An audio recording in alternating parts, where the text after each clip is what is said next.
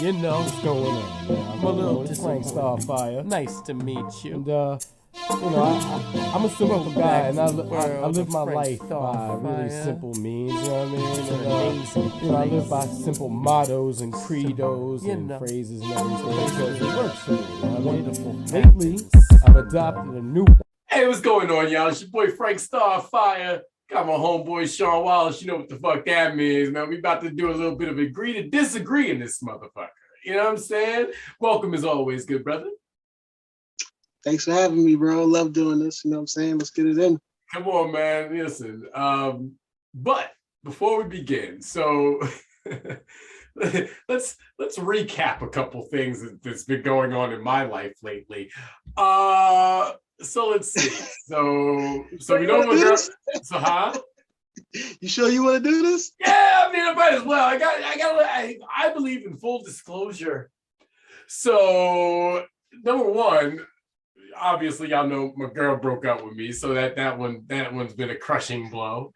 That one, you know, y'all know that. They already know that. I talked about that with the boy Mike and shit. You know what I'm saying? We good. They know that. So they know where I'm at with that. Let's see. Whilst at work the other day, I almost got crushed by a couple of pallets and almost died. So there's that. You know, flash of life before my eyes. And you know what I realized in that flash of life, in that 7.36 seconds that had happened? My life has been full of a lot of sadness and pain and tragedy and bits of fun intermingled in there. But boy, oh boy, do I need to start living more. Then, as I'm headed to get my hair done. You realize all of this in that flash of life? Yes. Wow. Yeah. Disrespectful. Yeah, man. You ain't fucking lying. And then today, as I'm driving to go get my hair done, it looks wonderful. Thank you. As I'm going to get my hair done, first time ever in all of life, pulled over by the cops. Well, that's living. That's living. Living in America. So that was just like the icing on the cake. And I can't lie, I have to say this. State Trooper Carlisle, Cartwright, I don't remember what his name was. I don't remember. I was really high at the time. But he didn't know that. But none of his business. None of his business. But he was professional. He was kind. He was courteous. It was everything you want an interaction with a police officer to be. Okay? It was everything you'd want a police officer interaction with a police officer to be. Let me walk with a warning. So what? You want to give him a cookie? No, I'm not gonna give him a motherfucking cookie. That's just disrespectful. No, I want to give him. I want to do something that's not done enough. I want to give kudos. Kudos. You know what I'm saying? I want to give kudos because kudos for what? Kudos for what? For being a professional. That's what he's supposed to do. Yeah, I agree. But more often than not, what's amplified is that all cops are dicks. All cops are bad. And we've grown up with that stigma of that thought process our entire lives. You know what I'm saying? They are. Fair enough. But the truth is, that's a very blanket statement. The truth is, more often than not, the ones that were bullies or were bullied. And then they got some power. Now they're the bully. You know what I'm saying? More often than not, it is a very small percentage of them that act like that. And I want to be able to acknowledge that and be able to look, I walked away with my life. I wasn't, you know what I mean? And, as I always say, fairly certain my general demeanor and this is very conservative of you. I hate to break it to the public, but that's how police are supposed to be. I know. I don't feel a need to shine light on the good cops because you're all supposed to be good cops. Now, the reason why I say that is because that is a very important job. This is not a job where you can have mistakes. Like there's no room for error when you have a license to kill. I agree. And utmost like supreme power over all civilians. No, I agree. So you have a fiduciary responsibility to the taxpayers that provide the income that you get. Did you just try to say the word fiduciary and fuck that up? And do your job with dignity. To do for any of them to do their job in any other way is a complete disservice. It should be a complete disservice to all of them. But unfortunately, all of them operate under the law, under the unwritten rule that they protect each other, not protect the people. Now let me ask you this. So I don't give a fuck when a cop is being good. You're supposed to be good. I really give a fuck when a cop is being bad. I mean, we all do, or we all should. But let's play the devil's advocate for a second. If we know as a fact that yes, they are trained to protect each other. Do we not do the same thing as hood niggas? Pardon the language. But do we not do the same thing? We protect our own. It's the same thing. I'm not snitching on you if I see you doing something. You know what I'm saying? It's the same principle. It's just their rules and structure are vastly different than our rules and structure. Think about that.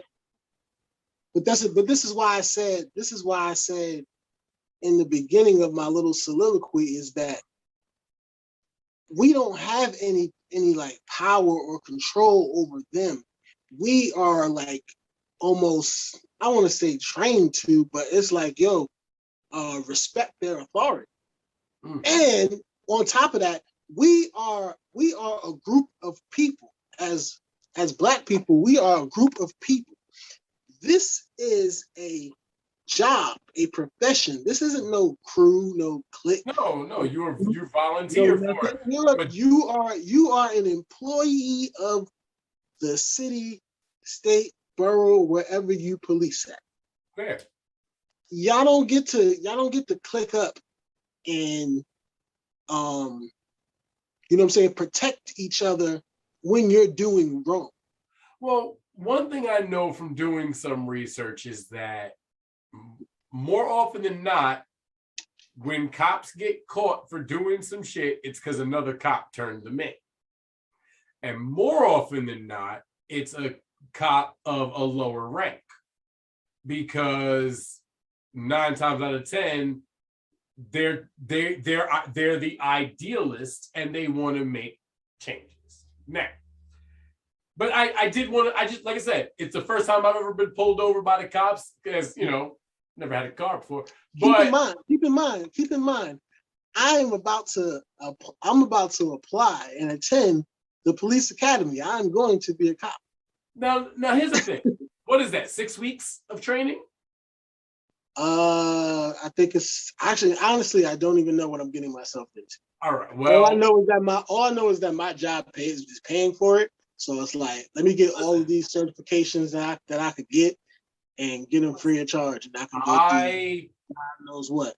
I am never opposed to somebody joining the police force, especially somebody who is even mind, a fair mind and body. I know a few cops. I know a lot of cops, weirdly enough. I do, because I'm a personable guy and people like me. They like talking to me.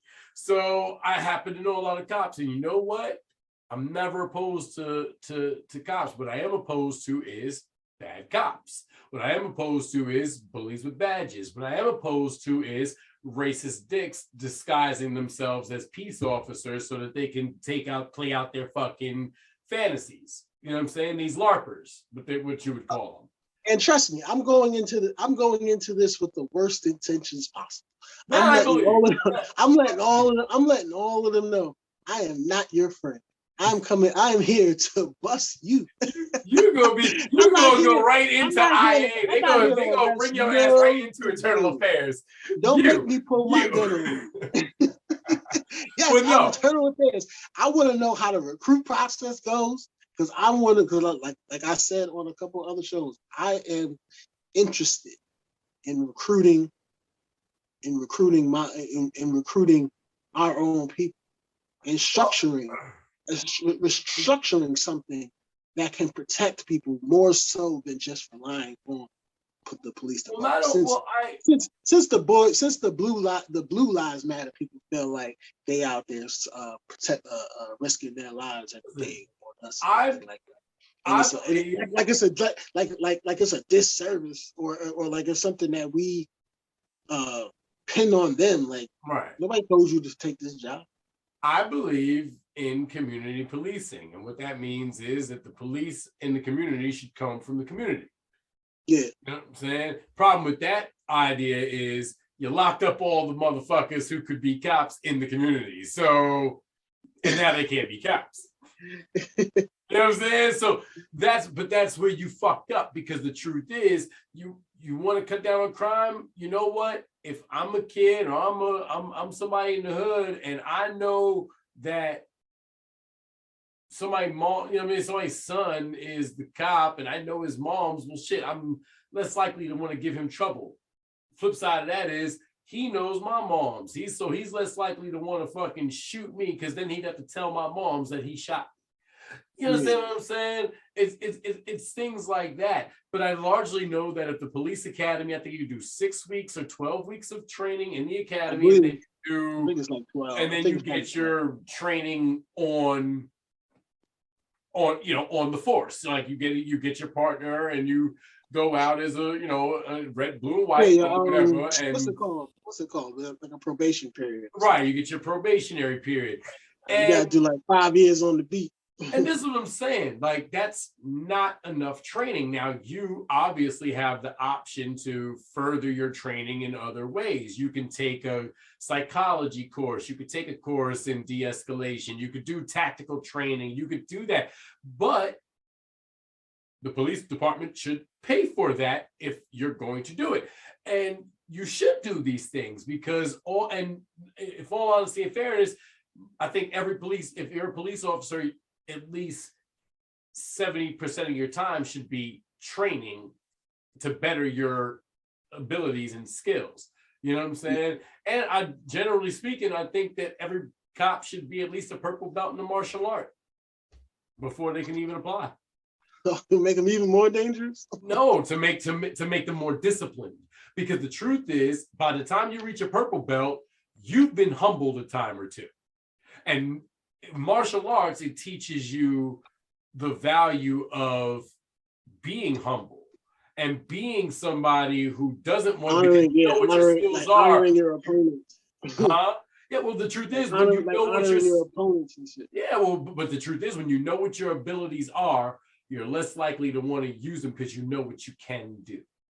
These motherfuckers who fucking choke motherfuckers out and do all that shit, they don't know what they're doing. They're playing fantasy. They're playing out their fucking cop fantasy in their brain, not realizing that they're just fucking up. You know what I mean? I mean, they are. You can't say that they aren't trained. They're trained to but they're trained poorly. Physically. I mean, they're not martial arts trained, but they're trained to know how to detain somebody.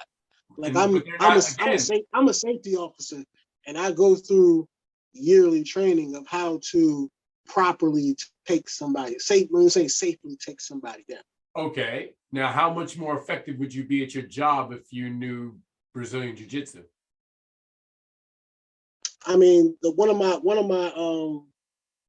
my coworkers, he is, and he we sick him on everybody.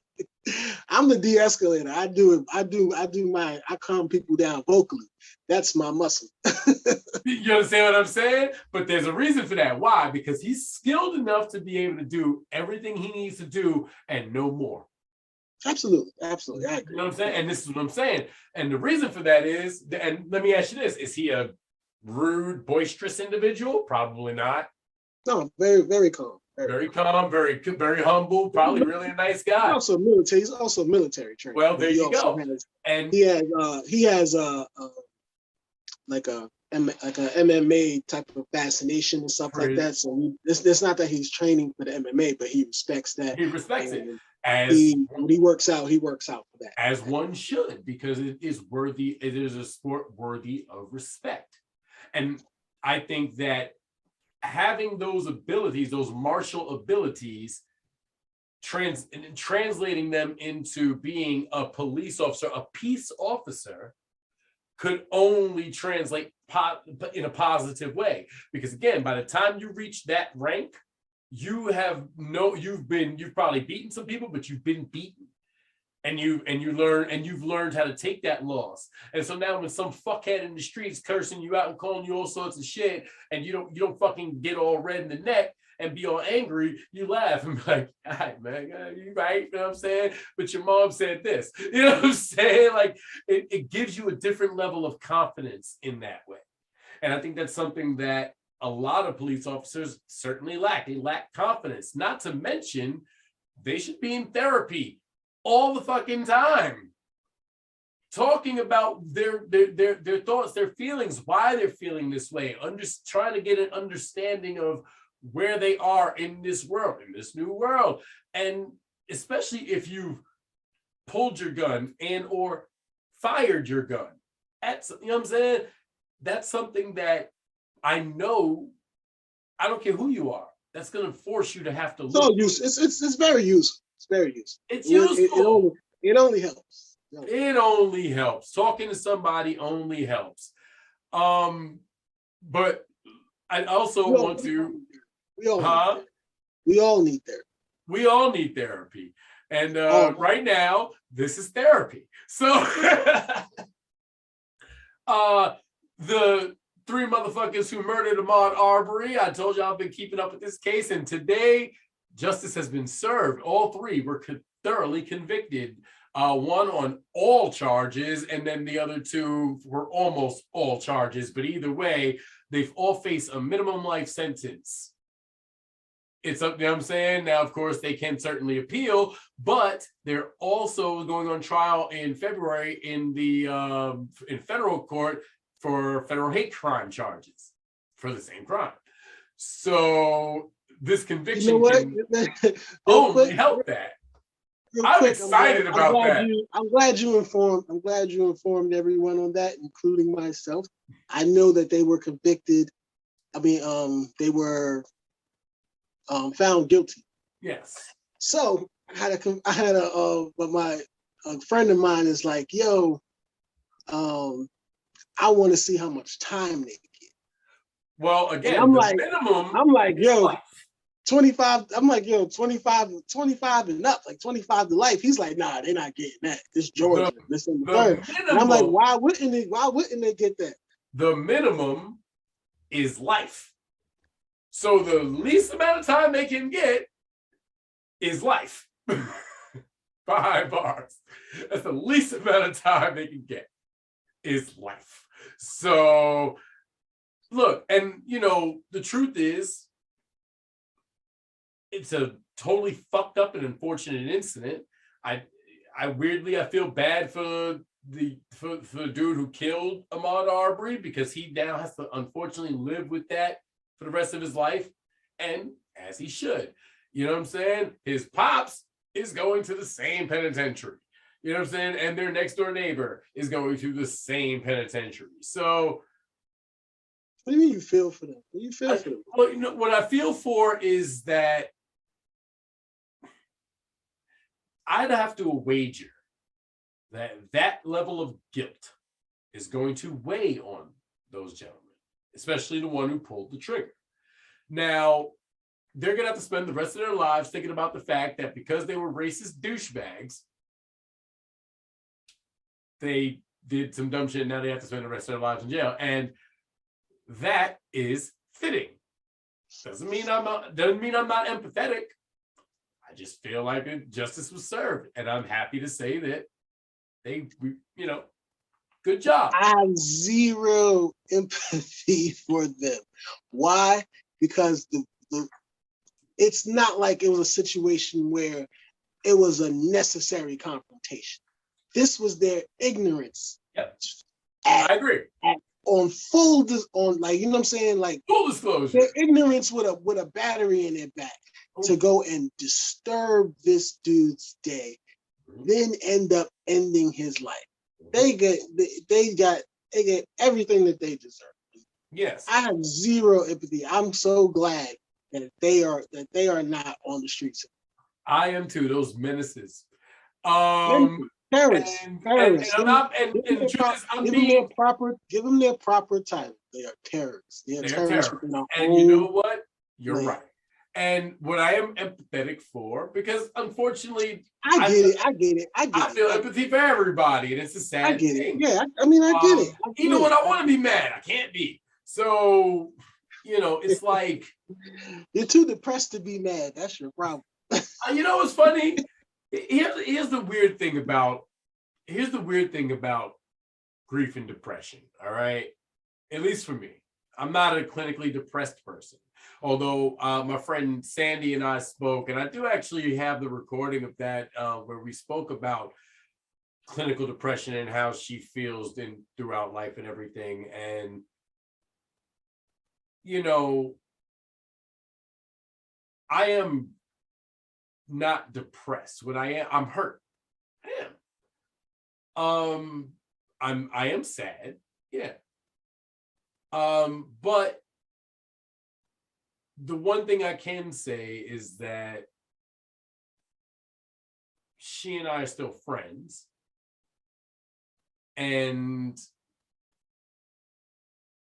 I don't have any animosity towards her. You know what I'm saying?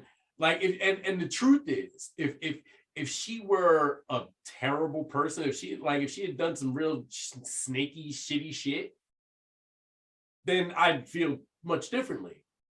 But she's by far one of the nicest, kindest people I've ever met in my life. And there's an inverse to depression. It's like joy. Yeah. And you don't have what you're blessed to not have is hatred. Right. Because that's what could come out of, you know what I'm saying, being in a relationship and being in love and having it end a certain way. Right. That's a direction that it could go in, and you are blessed to be in the position or have the mental mindset where you're not angry. And I can't lie, over the last few being sad and being sad, it is a form of depression. You can identify as someone that is, you know what I'm saying, going through depressed. A form of depression. But you know what I'm saying, but like I said last time, depression doesn't last. No. It just feels like it could be forever. This is where I'm at, and I don't know how I'm gonna get out of this. I'm here. I don't know how long I'm going to be here. Am I going to be here for a week? Am I going to be here for a year? I only want to be here for like a couple more minutes. And it's just, you know what I'm saying? It just goes on and on and on and on. But it will change. You know what I'm saying? Depression doesn't last forever. Well, joy does. The inverse to depression is joy. That is coming down. And what I can say is, over the last few weeks, I did not make it easy on her. I ain't gonna lie, I did not recognize myself at many points. You know what I'm saying? I have to acknowledge that. Like, I did not take it very well. And the truth is, I definitely did some, some fucked up shit. You know what I'm saying? And yet she's forgiven me. And that you're entitled to a reaction. Yeah, but not so extreme. But the truth is, the fact that she was willing to forgive me for it. But you can't tell somebody how to react. No, Which is the problem with someone that has.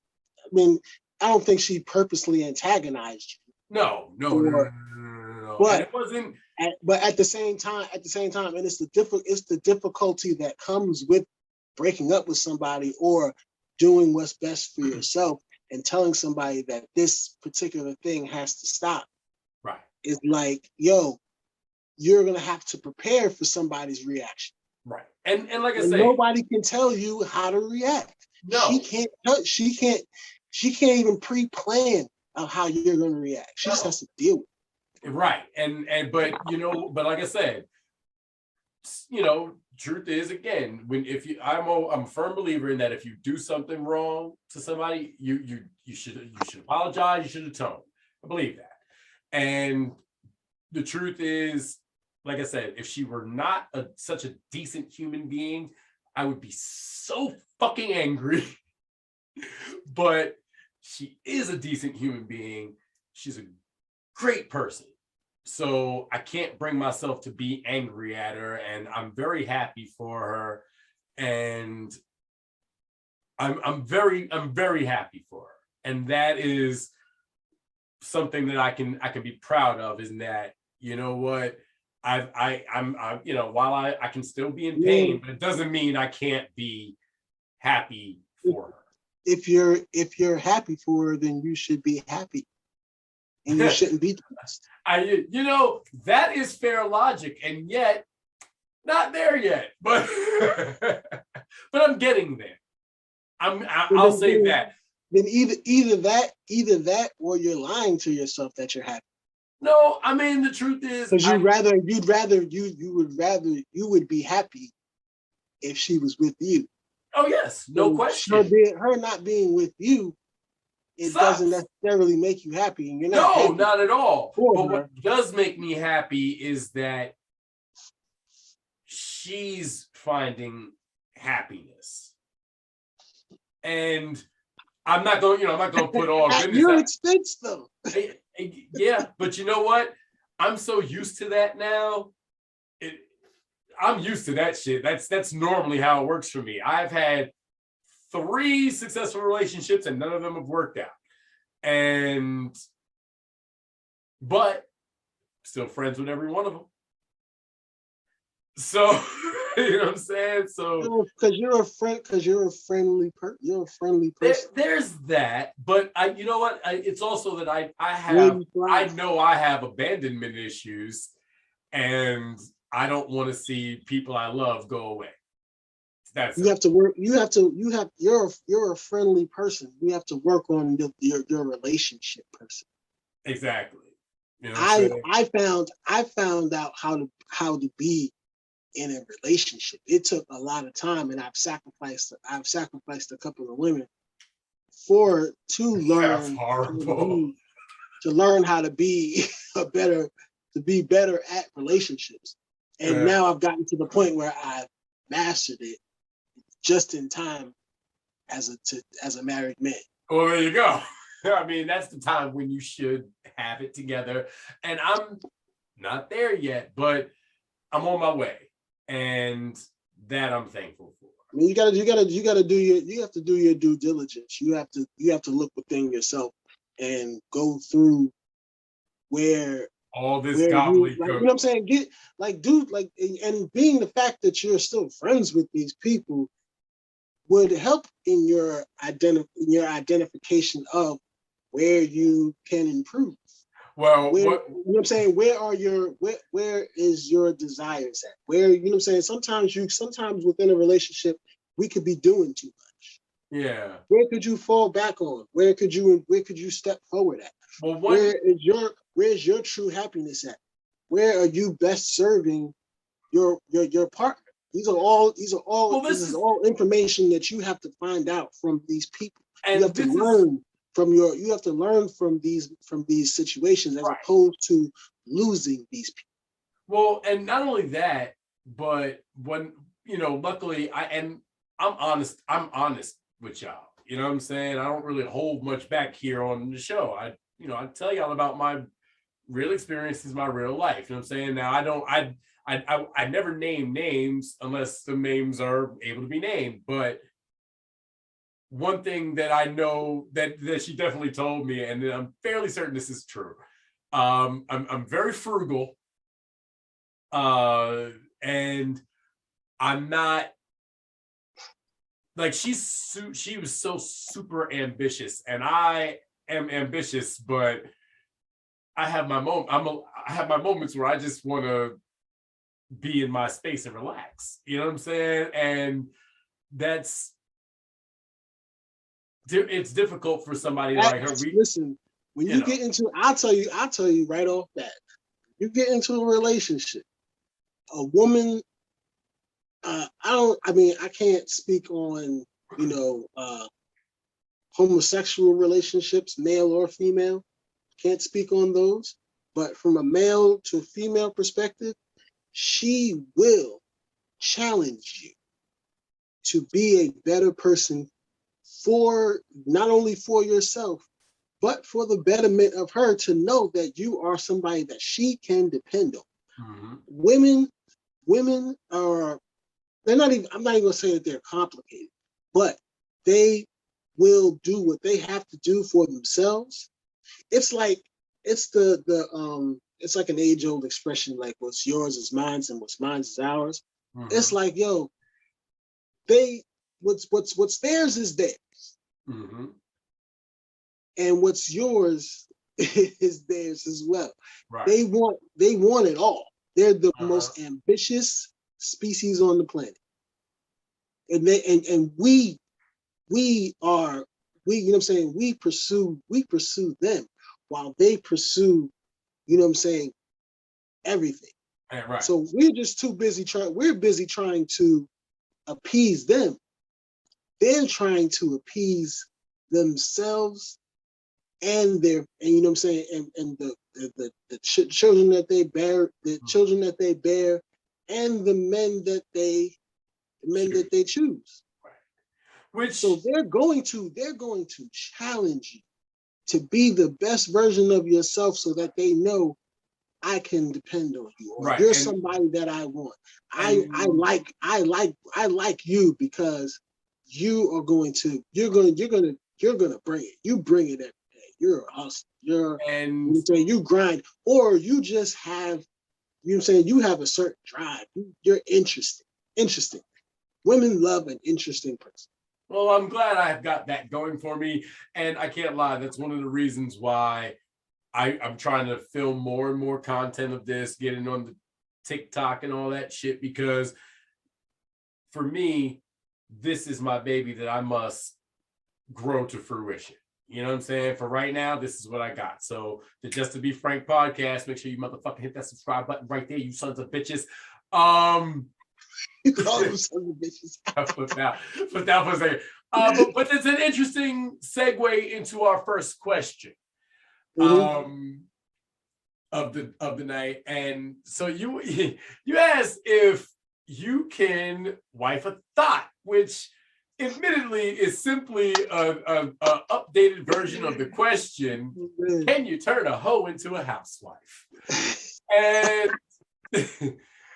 oh man, the truth is, that's a very tricky question, because while statistics probably aren't on their side, if we're being honest, isn't every housewife a former hoe to a degree, right?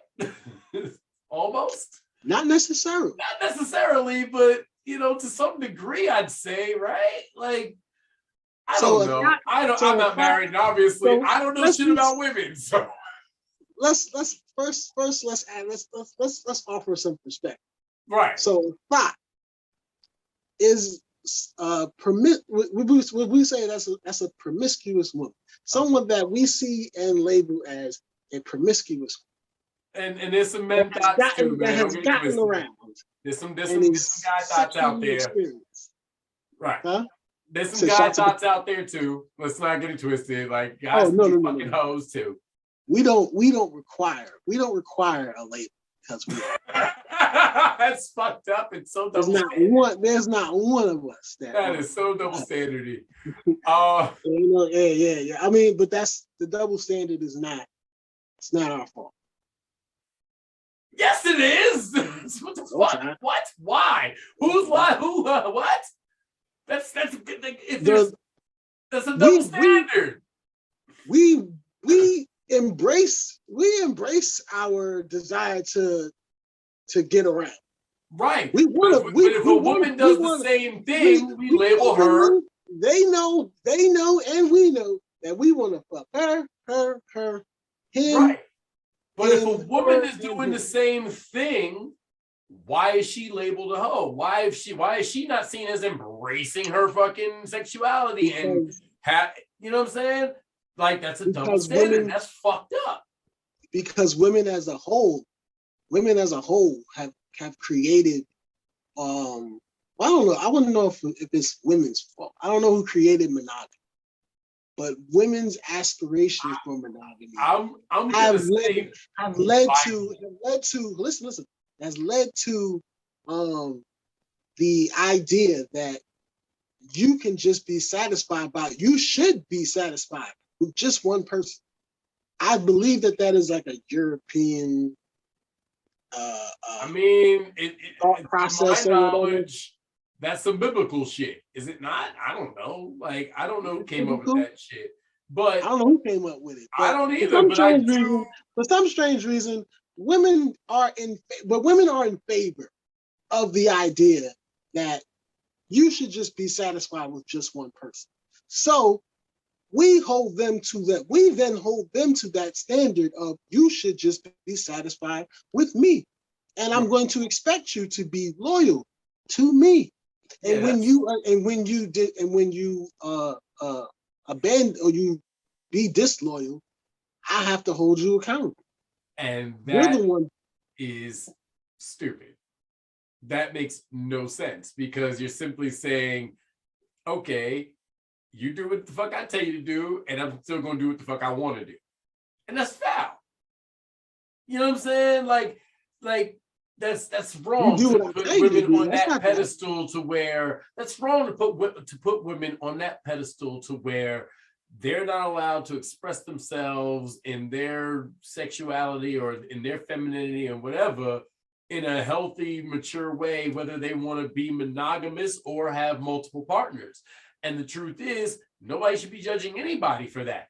Do what the fuck you want, but be safe and treat people like people. Don't fucking have somebody thinking that you're all in with them, but you're fucking 14 other people. You know what I'm saying? Like, don't do that.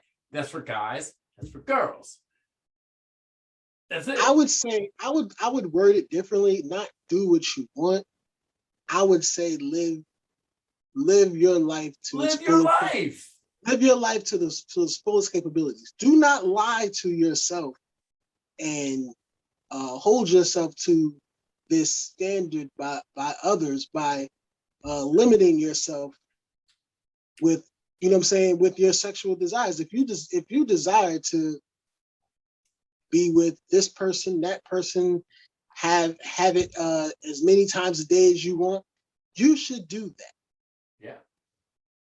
You have to do that, because you would be psychologically hurting your own self.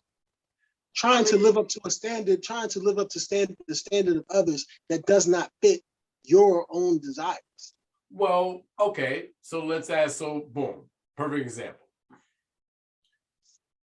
I was talking to a friend of mine, and we were talking about strippers. And their life, while it may appear to some people, awesome. Is awesome.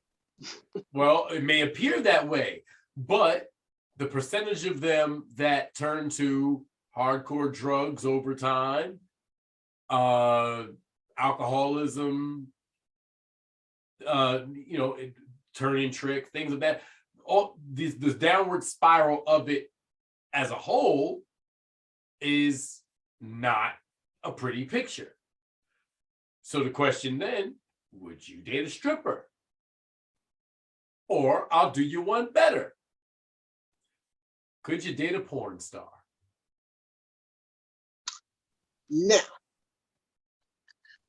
I personally can, would, and prefer to date a stripper, prostitute, porn star, whatever.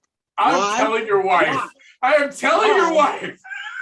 Huh? I'm telling your wife. What is wrong with you? Hold up. Why? Because I like sexual. I'm a very sexual person, and I want to be with somebody that is sexually expressive. And those particular fields provide the most experience to be sexual. I have no issue. I have no issue. I would not judge a woman because she is a stripper. I would not judge her because she's a porn star. I would not, I don't feel like insecure or insignificant because of her, because of that particular field of choice. Now, I would say like if she's like actively in it, you know what I'm saying? I'm not sure how like, you know what I'm saying, how loyal, you know what I'm saying, I would be. It would just more be like an open we would have to discuss about being in a more open situation, because I can't just sit here and be. Why? That's her job. She's going to work and she's going to get banged by 12 dicks, or maybe 5 dicks in a couple girl on girl scenes. So what's the problem? Like, you know what I'm saying? Like that's her job. She's acting. It's not great acting, but she's acting.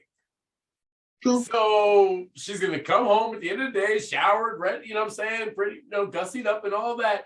Still the same woman you love, but can you take the idea that she did indeed have those maybe 5 dicks inside of her today? I don't see why that would be so hard to grasp if you already know that that's what they do.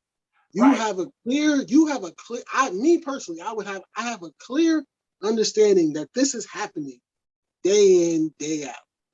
It's one thing if you were led me to believe that you were a fucking cashier somewhere and then you're a fucking stripper. That would be a little bit more deceiving. But knowing that's what you do, how could I be judgmental or hurt or whatever, or insecure about it? Only reason that it would be insecure is because you would be like, yo, I want to show you off. And it's like, all right, so I got to tell my friends that I'm dating a stripper. I got to tell my family that I'm dating a stripper. But none of those people. But listen to how you said that. Listen to how you said that. The idea that it would be such a tragedy for you to tell your friends and family that you're dating a stripper or a porn star tells you that no, you could not. Because if you were secure enough to do so, you would be able to walk with her on your arm and be like, yo, this is my lady. It doesn't matter who it is. It doesn't matter who it is. And you said I'm going to tell your wife. Many people within the hood, within my friends, within my family were like, yo, don't date her. What are you doing? Do you know which, and her reputation around town, what are you doing? Mm-hmm. Like, are you sure this is what you, like, you sure about this? And I'm like, yeah. Yeah, you want to know why? Because I like that shit. And I'm not gonna deny myself something that I enjoy because you motherfuckers don't agree with it, or you motherfuckers don't understand it. I had to let motherfuckers know. I didn't ask for your opinion. And that's fair. And you now you look at me and they look at us as the model relationship. Right. Only because I didn't allow the insecurities of others to affect my life. Right. So like I said, and I'm all for it. And I believe that more men should be more open to those type of women. Why? Because we're so promiscuous. Like I said earlier, you can't even call us thoughts because we are all of that. We all watch fucking porn and desire the nastiest things in our home. Bitch, don't pee on me. You ain't never had a bitch pee on you yet? No, hell no, I'm not letting no bitch pee on me. What's wrong with you? You never had a bitch pee on you yet? Yo, don't fucking pee on me. You gotta open up, bro. I'm not touching a girl's feet. What makes you think no? You don't touch feet. Feet scare me. Feet scare you? Feet scare me. You don't need to be in a relationship. I don't know what it is. Feet scare me. Now, to be fair, I'll give you a foot rub. I asked you this. I said, yo, are people having satisfying sex in their relationship? Yes. And you said you were having satisfying sex. You don't even touch feet. True. At the time, that was true. I don't think it was true. I mean, it was. Believe me, it was. It was very gratifying. I think we need to have a serious conversation with this woman about where her needs are, because you're a very like stubborn individual. I mean, yes, I am, but not in that department. In that department, I'm very giving. Put that out there, ladies.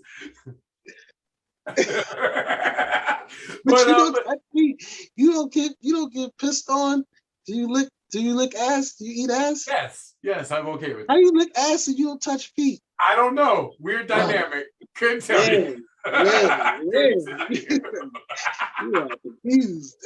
This might be more than any of you ever wanted to know about me, but you're gonna know it all, baby. Break star fire. Let it all out. Let it all out, bro. Let it all out. Ain't no point in you holding in. We're trying to be cool or something like that. You can be yourself. Yes, but at this point, so can you date? Can you date a stripper? Feel it. Can you date a stripper? Yeah, I can do that. Mainly because the truth is, I'm not overly concerned with that sort of shit. I don't go to strip clubs. I find no enjoyment in them. I don't. To me, it's a waste of time and money. So I don't see a reason to go. I'm gonna take you to Atlanta so you can fall in love a couple times. Then I'm gonna wind up living in Magic City, and that's not good. No. The truth is, to me, I'm not opposed to dating a stripper, dating a porn star, dating anything of that nature, because I genuinely don't give a fuck. Like, that's not, are you doing what makes you happy? Are you healthy? Are you safe? That's what I care about. You know what I'm saying? If you want to transition to something else, you can. I would never judge anybody for doing the things they do.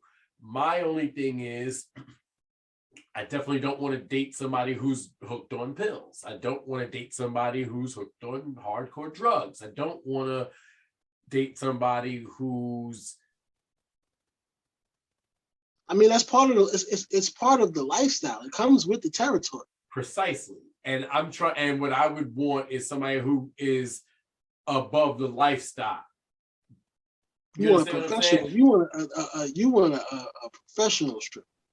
I mean, like yes. the utmost high class. Oh, it's not so much high class. I just want somebody with the idea in their mind that yes, they are a stripper, but they're not here to ruin themselves. And the problem is that happens more often than not. You know what I'm saying? And it's not just, and unfortunately, it's the environment, it's the lifestyle. Like you said, that is a dangerous and sometimes disturbing thing. You know what I'm saying? I mean, it's very interesting. It's a very interesting lifestyle. I've been to a strip club. I've dated a strip. Listen, and I went home with her, and there was a slew of women in the apartment while I'm in there doing my thing. And you come out of there and there's more and more. And you know what I'm saying? You smoking, drinking. It's fun. It's very, very fun. This was years ago. You 'Cause sure years you want ago to when be I a was cop? young, Like, what the fuck are you doing? You sure you want to be? why can't I be a cop? You don't get the I haven't, police I haven't discount committed strip any. club I haven't now, committed or any. I don't have a record. I don't have a record. That's why I can be a cop. that's So fair. I don't know what I did. That is not my My- sexual exploits and my party my party lifestyle should not prevent me from being a cop. I That's my suppose only problem. not. That's my only problem with illegal marijuana is that I can't get a job because I smoke weed. That Doesn't yeah, make any fucking that's sense. stupid. Doesn't make That's any fucking sense. Everybody. and I think a lot of cops. I think a lot of cops actually do smoke weed. They just know about their business. Hell, I'll take hell further. A lot of fucking judges and politicians that write the laws and sign these bills They smoke smoke marijuana. weed. Yeah, I know. So y'all Tell that by the amount of dumb shit that comes out of their mouth sometimes. You know they on the edible. Before I want to tackle this in every possible way. So said you would date a stripper, but she has to be kind of high class. So let me change it around. Not so much Would high. you date a former stripper or a former prostitute or a former porn star where that used to be their lifestyle and that's not it anymore? Or a former thought, some girl that was like promiscuous throughout the neighborhood, known, but she's trying to assure you that she has changed her life. Could you date a woman like that? Yeah, because the truth is, Would you give her a fair shot? Yeah, because I'll give anybody a fair shot as long as they're. Listen, if you're showing me change in your behavior and your ideas and your thought process and evolution in that, I have no choice but I'm not going to judge you for your past as long as your past doesn't come back to bite me in the ass. You know what I'm saying? But I'm not going to judge you based on your past. I'm not. Like, that's stupid. It's like you said to your friends, like, yo, I'm going to do this because I want to. Fuck yeah. You know what I'm saying? Like, it's the same thing. Yeah, I would, because I think anybody deserves a fair shake. And again, I hate to use the term hoes and thoughts and all that type of shit, but to me, there's no predetermining where you're going to find love, and there's no rhyme or reason to it. It's an irrational thing. Yeah. So who you love? But you said they have to like prove that or show that they have done that. So that means you would, I mean, to get into the relationship, to start the relationship, you'd have to trust her off bat by her word. I always do. You would trust her by her word. Listen, the way I work is everybody gets 100% starting off the board. You get 100% trust. And the more shit you do, the lower your level drops. If it gets to 75%, aspaganya, don't need you. You know what I'm saying? And that's just what it is. Like, the people I love to keep around me are those that have shown beyond a shadow of a doubt that they are trustworthy, they are loyal, they are honorable, they have morals and scruples. You know what I'm saying? Like, if you're not that, I don't need you around me. You know what I'm saying? Everybody I fucks with has kept between a 90 and 100% level of fucking love and trust and respect from me. And so if I say to you that in order for a relationship to work, you have to abandon all of those trust issues. The like, I know that I agree with you. Starting off 100%, I'll give somebody 100%. You have a clean slate when we decide we're going to do this. yeah. But if there's things that can knock you down a peg here and there, what if I told you that you shouldn't even start that relationship? What would you say to that? I mean, then that doesn't open the door. Again, that keeps the door closed for eventual change. As I said, you start at 100. The more shit I see, the more it drops. You know what I'm saying? And you know, I can make concessions for certain shit. I can. There's no question about it. I can make concessions for certain things. You know what I mean? But dishonor and disloyalty are two things that I certainly couldn't. So what I mean by that is, if you're cheating on me, that's a problem. You know what I'm saying? If you are doing shady, snaky shit behind my back, it's a problem. If you are costing me or fucking up my bread, that's a problem. You know what I'm saying? Like, if you're slandering my reputation, if you're ruining my good name, that's a problem. Those are things that can cause you to lose from that 100%. So I'm just gonna say that we're going to disagree on this, because I say if you're going to get into a relationship, you can't fuck my money up. You can't fuck up my reputation. You can cheat on me. You can cheat on me. I'm still not going to leave you. Why? Because I'm invested. When you get into a relationship, you are investing your time in an individual. You're not going to waste my time by doing these things, and then I'm just not capable of handling them. If I'm going to get into a relationship with you, I can handle you cheating on me. I can handle you fucking my money up. I can handle you trying or affecting my reputation. My reputation doesn't mean anything. Only thing that matters to me is you. I mean, that's fair. That's when you're ready to be in a relationship. If you are walking into this relationship with some type of inclination that this could end for any reason at all. No, but see, don't even get into it. That's what you're misunderstanding. I'm not saying it can end for any reason at all. What I'm saying is, if this is the situation, I'm dating somebody who used to be this or is this, I can accept all of that, no problem. But as you do more, like, because what happens is these things become a pattern.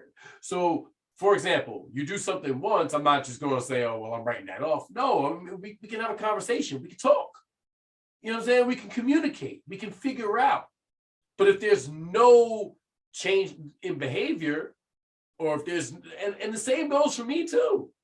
If there's no change in behavior, that's not a true apology. It's not true recompense. You know what I'm saying? For any, whether it may be trivial or major in type things, you know what I'm saying? In a relationship, I'm all for talking.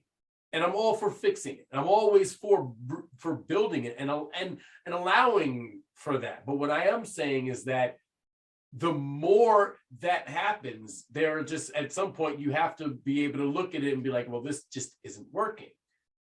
You know what I'm saying? I'm not saying I'm not trying. I'm just going to just off rip, like, okay, well, you're not doing this. So no, I believe in building. And I believe that everybody makes mistakes. You know, it's fair.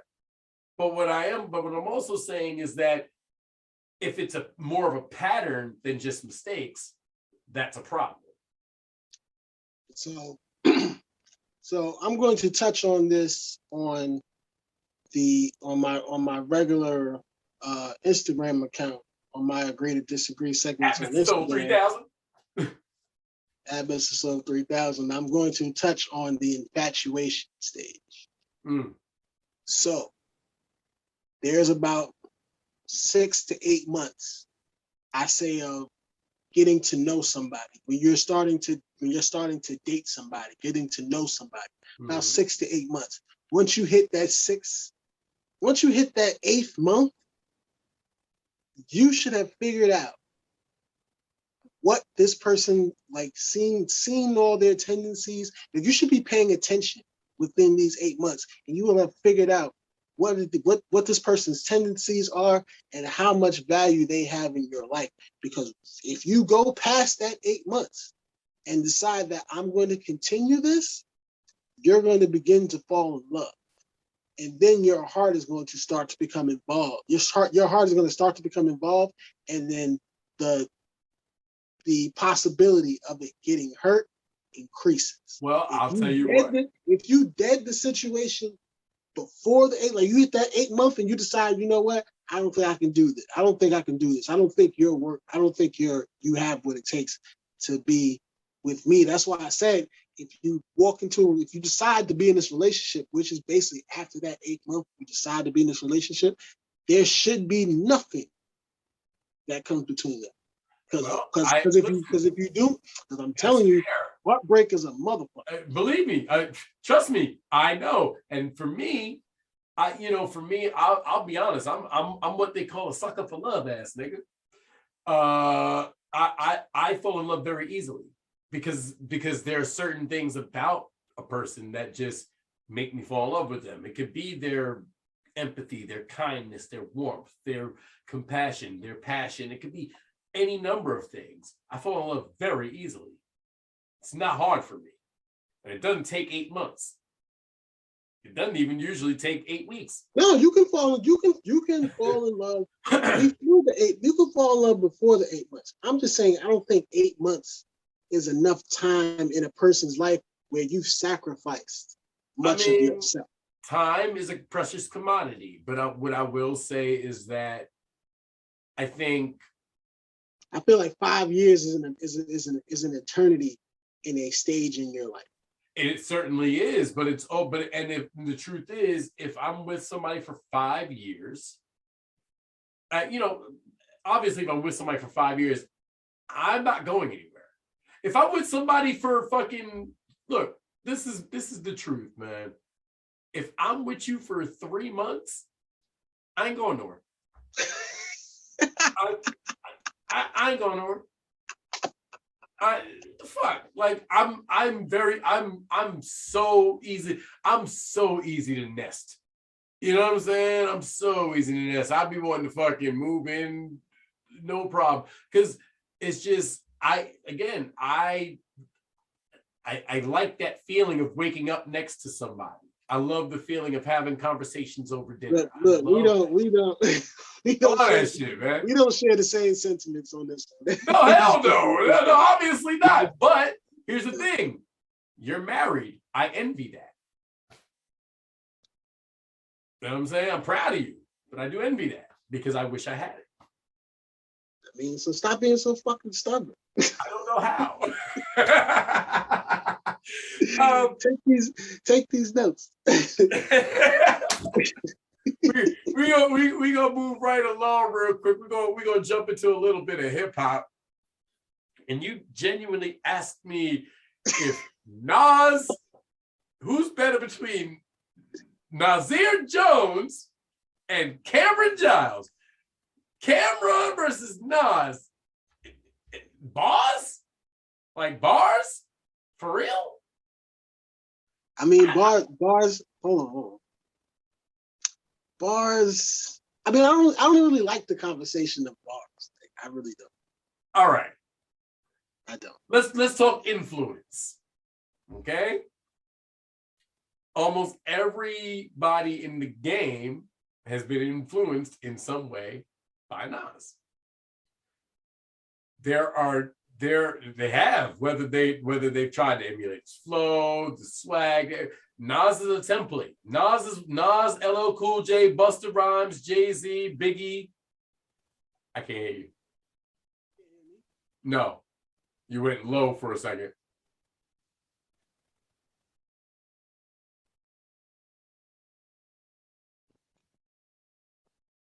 I don't know what happened. Hit pause. We'll be right back after a short commercial break as we're having some technical difficulties. And we're back on the Just to Be Frank podcast. Agree to disagree. His wife heard him talking shit and called him, you see? Yo, I don't know how that shit, I don't know how it just went through and tore my whole shit up. Like, it's not even supposed to do that. Like, no, my notification is crazy right now. That's just said, nah, That's hilarious. But yeah, no, so we were talking about, so let's, like I said, Nas is a template. Jay-Z, Biggie, hold on. Let me not disrespect. LL, let me not disrespect your those are templates. You said bars. You said bars wise. Like how can I even come up? And I can't even. I won't refute Nas's bars. Even though I'm not saying Cam is whack. Boring. Not saying Cam is whack at all. Not saying Cam is whack at all. But he just doesn't have enough to go against a Nas.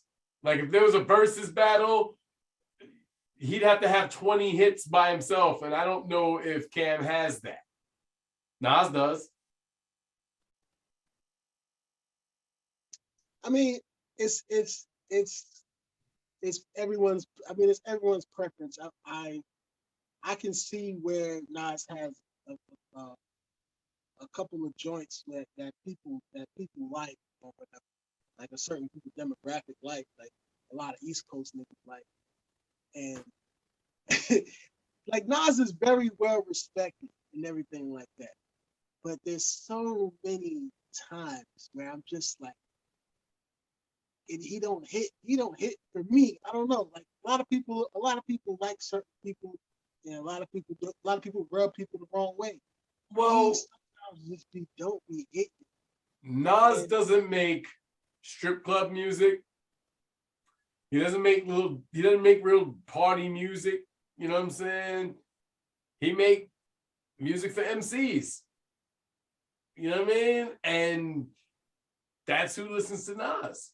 MCs, other people who care about the craft of hip hop. It's the same people who listen to the fucking Locks. There's people who care about hip hop. You know what I'm saying? You listen to Cam because Cam know how to fucking make a dope record. There's no question. Like I always say, Purple Hazy album is one of my favorite albums of all time. Like yeah, bars wise, I would not compare the two, even though I wouldn't go as far as to say that Cam's bars don't hit. I'm not saying that. I'm not, because Cam bars do hit. But against a Nas, it's compare apples and oranges. You can't. You know what I'm saying? Because they're both flavorful, but one's flavor is a little bit better for you. You know what I'm saying? So now their verses would be like, I mean, hits wise, I guess Nas has a couple of joints. He has 20 joints that he can run. Yeah. I feel Cam has 20 joints that he can run. He might. I mean, like that. Like, come on, let's not be disrespectful. The dude has been out since '97. It's not like he has like 2 or 3 albums and Nas been around for 27 summers. Like because this is where it gets funny. Is because you then start to compare the two, and you be like, well, this one has hits. I don't know if he has hits for him, and it's like, all right, that's cool. You may favor this one's hits, but don't say that this dude don't have it. No, I'm not saying he doesn't have hits, but just joints that have, you know what I'm saying, a variety of songs. The dude has like 6 or 7 albums, just as many albums as Nas. Nas has been making albums since 1992, 93. Mm-hmm. 27 years in the game. Yeah, and Cam has been making since what, 90? 96, 97. Making real waves since 97. So, you know, just about the same length of time. And obviously the Dipset craze swept through everything with the fashion and you know, all that. But it wasn't fashion. I mean, it wasn't just fashion. Like it was everything. It was lifestyle. It was an element to them, but their music had a profound impact on the city. It did. And like a whole demographic at large. Cam's fan base is not to be shunned. His influence on a lot of the younger generation is seen through like Wiz Khalifa, 2 Chainz. He has a crazy impact himself. It's not to be understated. He does. And I'm not, and again, Camron, I ain't gonna sit here and be like, oh, Cam is whack. It's not the case. I just think that as far as influence in the culture goes, Nas probably has more. There's a reason why Nas and Jay-Z were battling. It's because these are titans. Cam is like a younger god. You don't need to battle him. He you know what I'm saying? He's not worth that effort, is what I'm saying. So this is my issue. We're probably going to disagree. We probably won't be able to. But my particular interest in music comes from your albums, your projects, your individual body of work and project. Right. Illmatic. Yep. Fantastic, like probably classic. A hit. No, not a classic. Is a hip hop legend.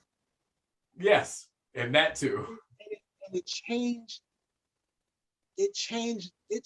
the game in a way from where your DJ and your producer were the ones that brought you out to the point where he said, no, I'm gonna utilize you guys to put me out. Right.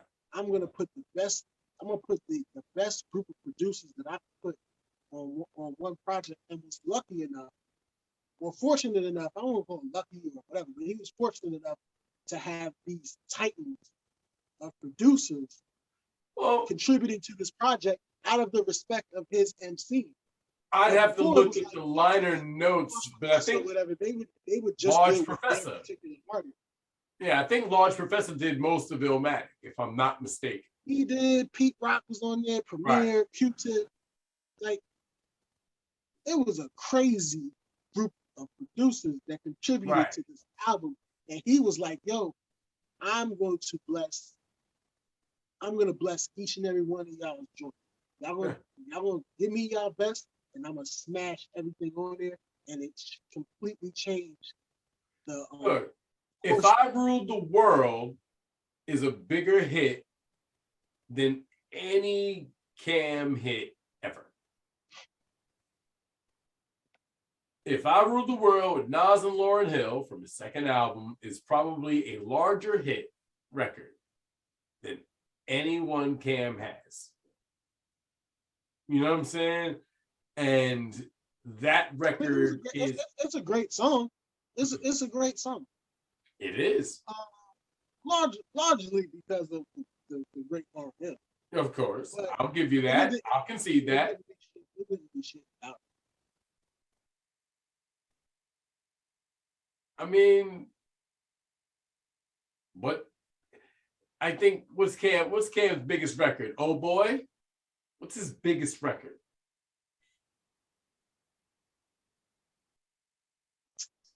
Dipset Anthem. Again. this is, I mean, it's the semantics of it. So as I was saying, like as far as like projects go, Right. Cam's projects to me have been largely undervalued, only because of the semantics of the game. Because when you have when you have SDE, when you drop SDE, he was going through some label shit. They didn't want to put it out. They didn't put they didn't put no foot forward for him at all. Like, he was just trying to get away from it. Yeah. We spoke on Purple Haze. Purple Haze got no promotion, no backing, no nothing. No. Because it was just bad timing. But It was. You can't tell me Down and Out wasn't that whole, like I said, that whole album from beginning. That's one of those classic albums that I can pop that motherfucker in and I ain't got to touch shit. That's how I feel that way. 24 joints. Yeah, that is, you know what I'm saying? But that's not to say everyone's a hit record, but it is a fantastic album. It's a fantastic album.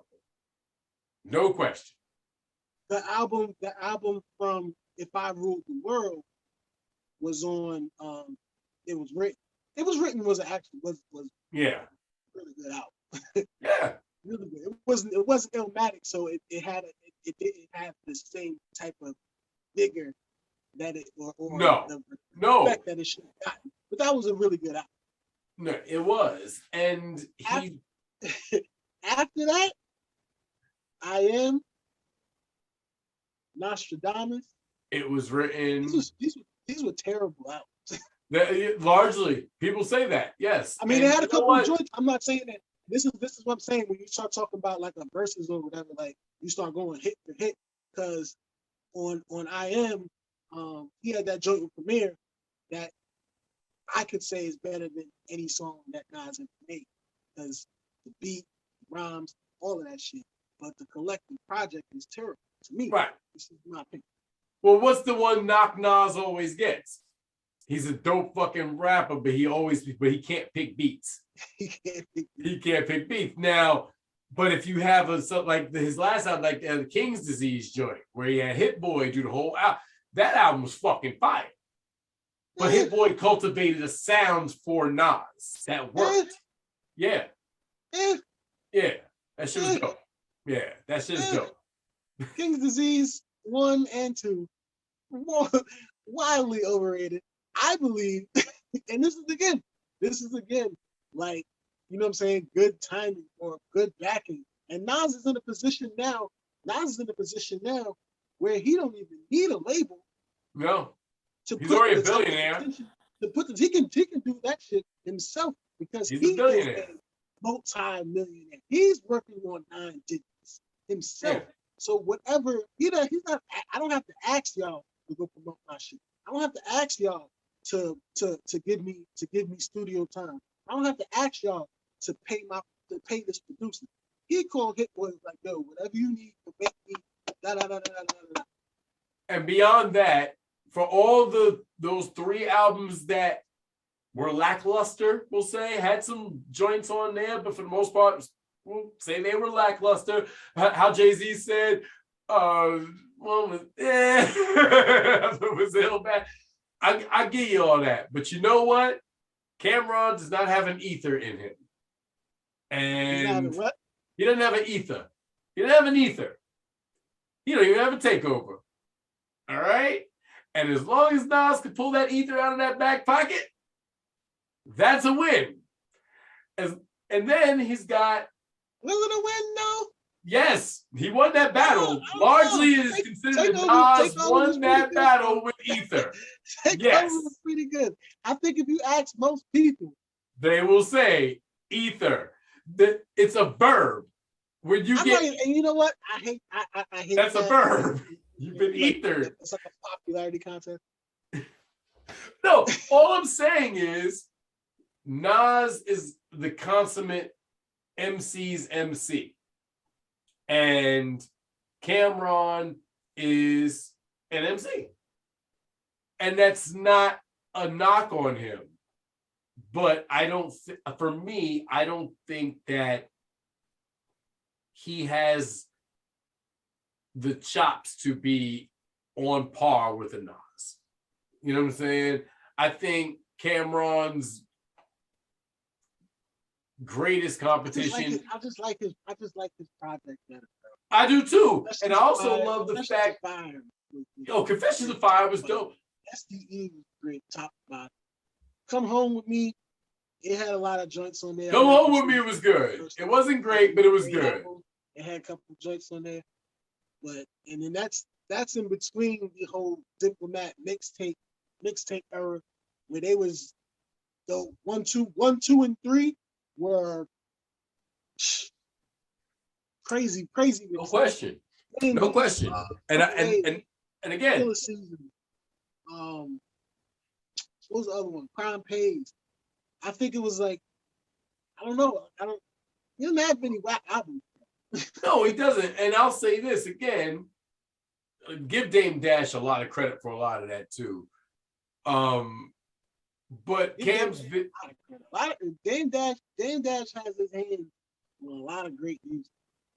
And a lot of great projects. And the truth is, you'll always admire that. And again, I'm not going to sit here and say Cam is garbage or anything like that. All I'm saying is, I don't think he's comparable to a Nas in that fashion. Now, would I want to hear Banger with Nas and Camron on it? Yes, please. Give me that. I would love that. Probably not going to happen after he threatened to smack the kufi off his head, but... yes, a challenge that he did not want for some reason. Yeah, well, because what would be the point? You just beat Jay-Z. Why am I battling fucking Camron? Like, that's not worth it.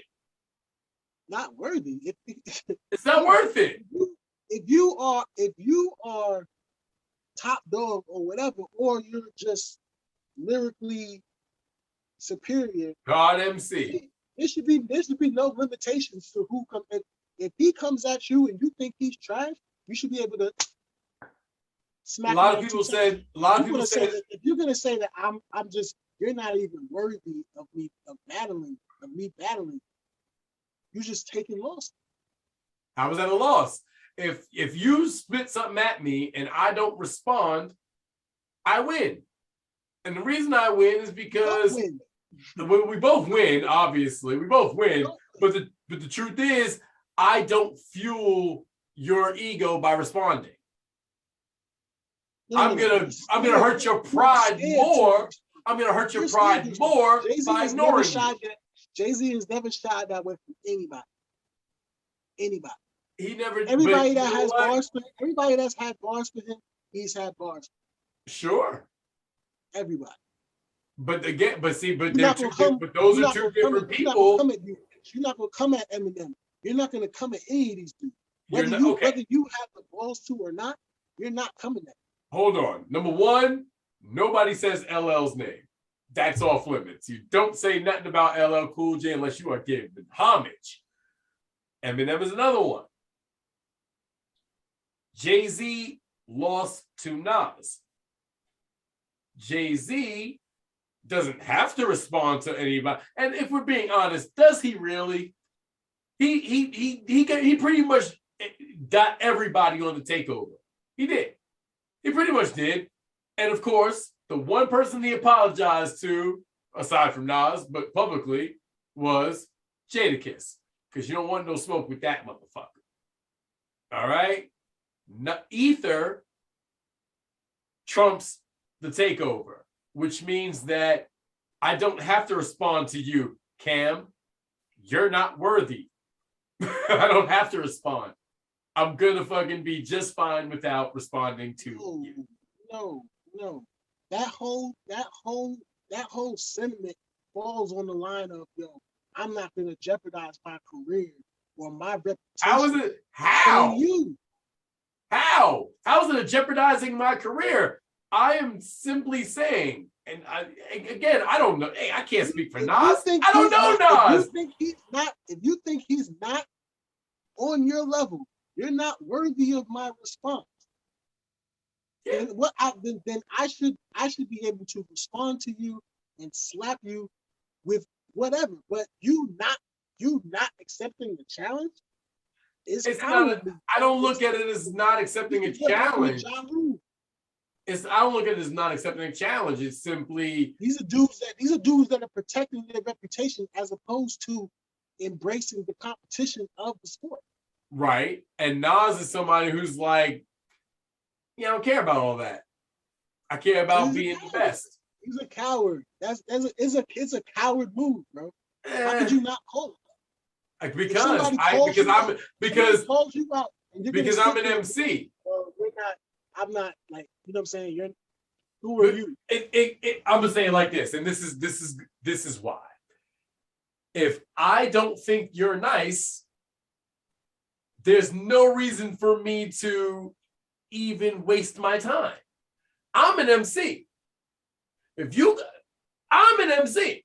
If somebody calls me out, if I think they're trash, I'm going to get on the track and just laugh at them for 3 minutes. So is Cam trash? Compared to Nas? Yes. No. Is Cam trash? No. So what are we talking about here? Listen to what I'm saying. If I think that you are not as good as me, I'm not wasting my time. Then you should be able to. No.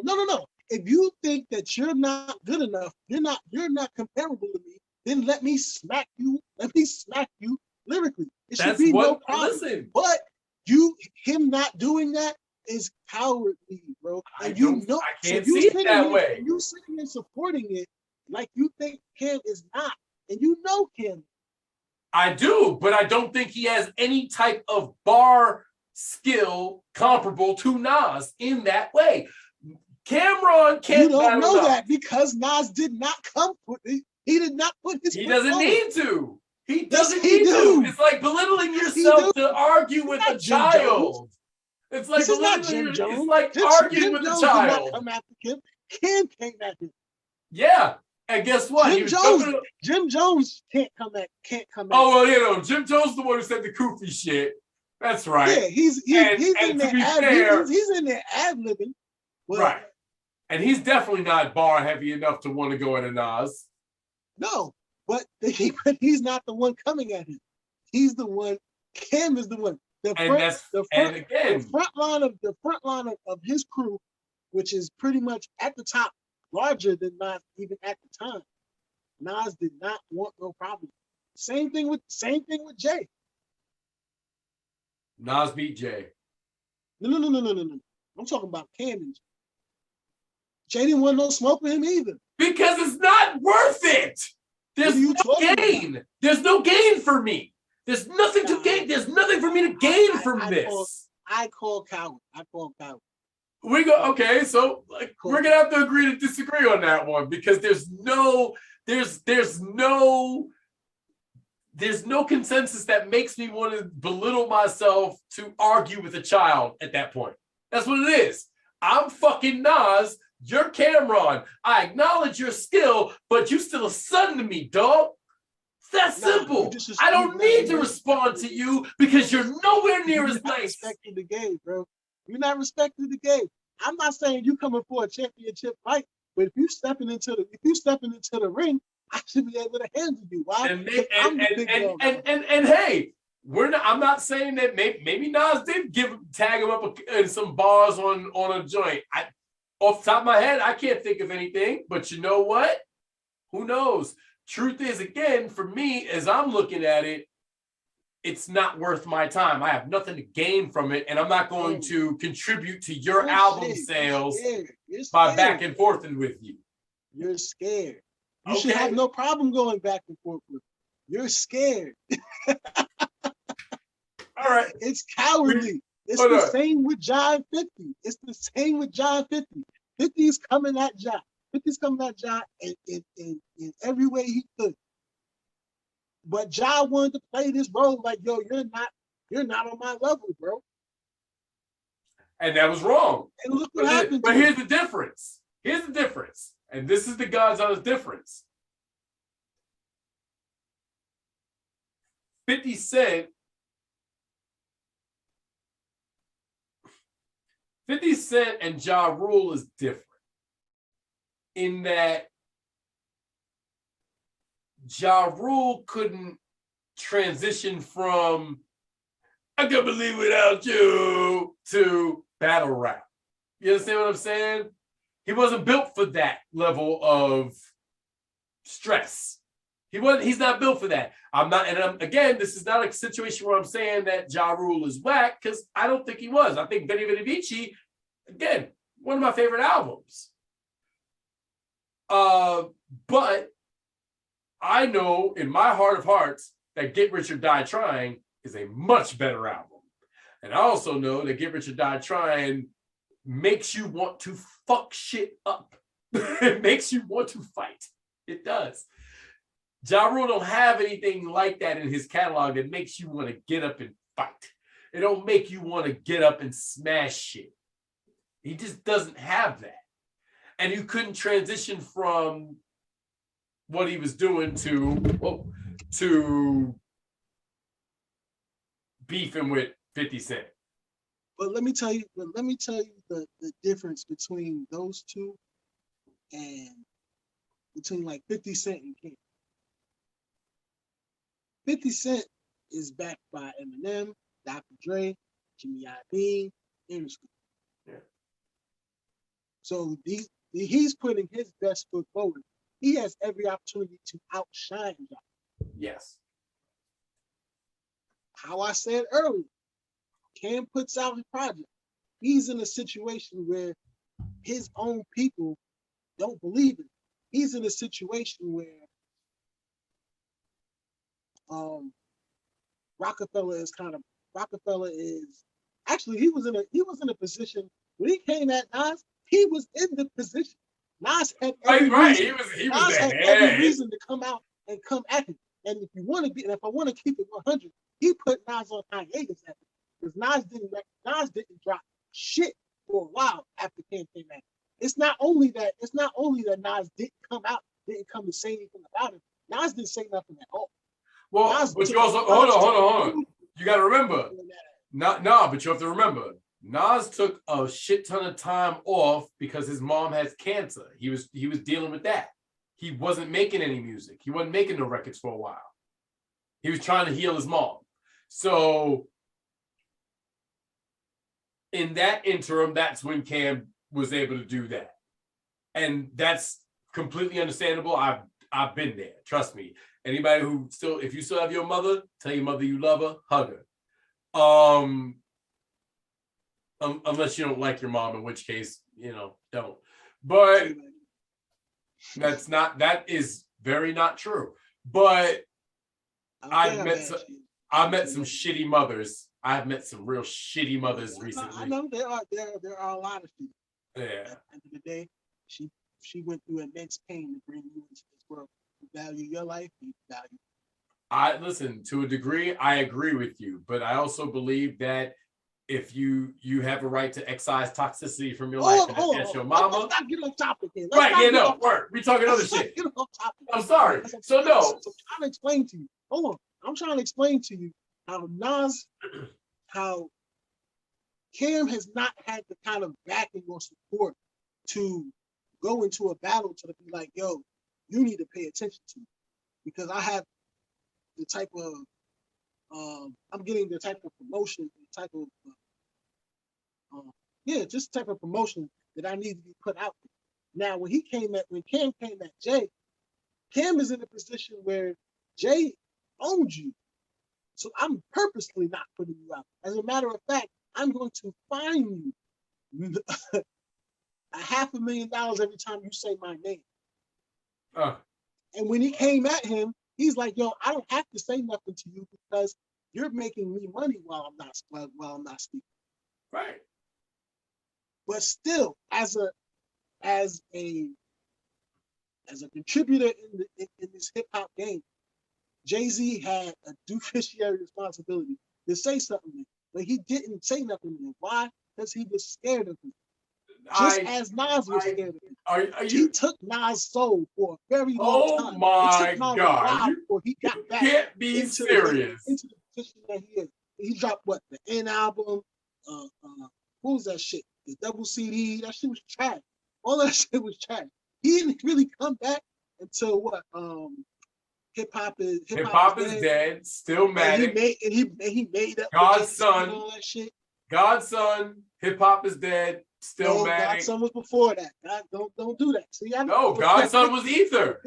God's son is Ether. Huh? No, that's Stillmatic. It was Stillmatic and God. It was Stillmatic and God's son. But that was all during the Jay-Z beat.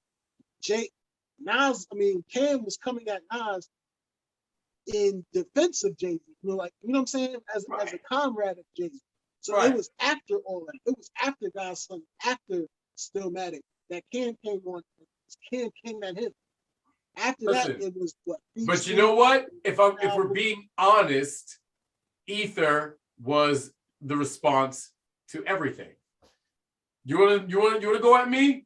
Cam was not a part of it. It doesn't matter. It doesn't matter.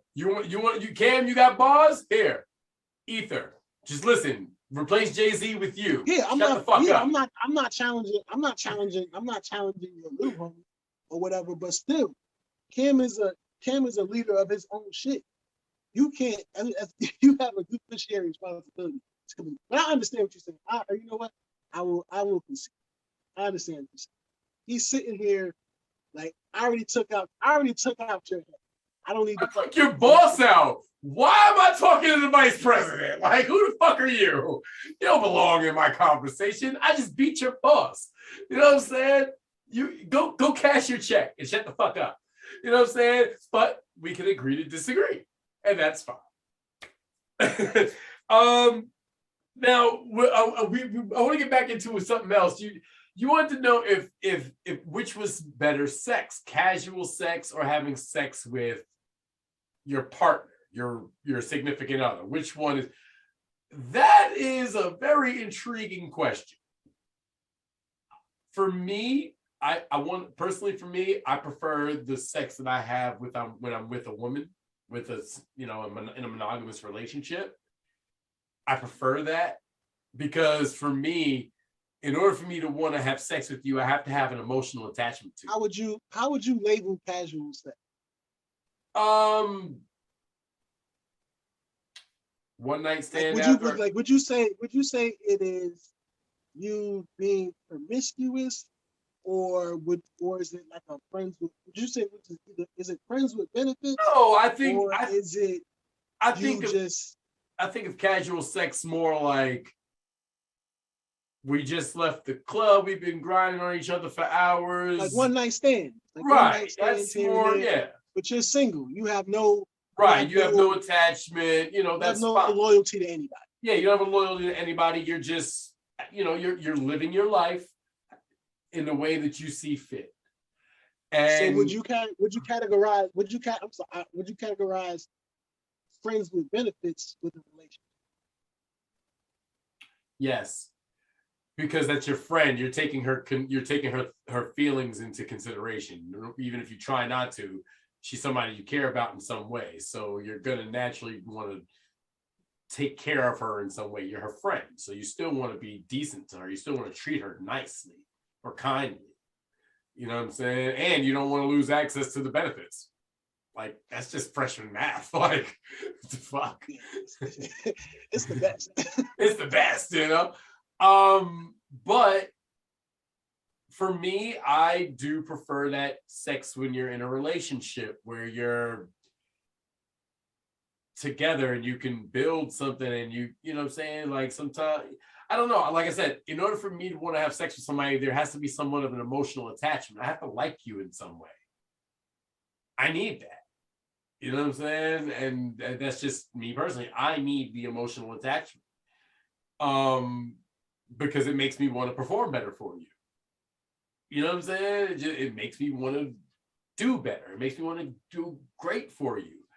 And I think that is what it should be about. Like, you know what I'm saying? You should care about your partner's needs. And for me, I'm a romantic. So that's, where I'm at.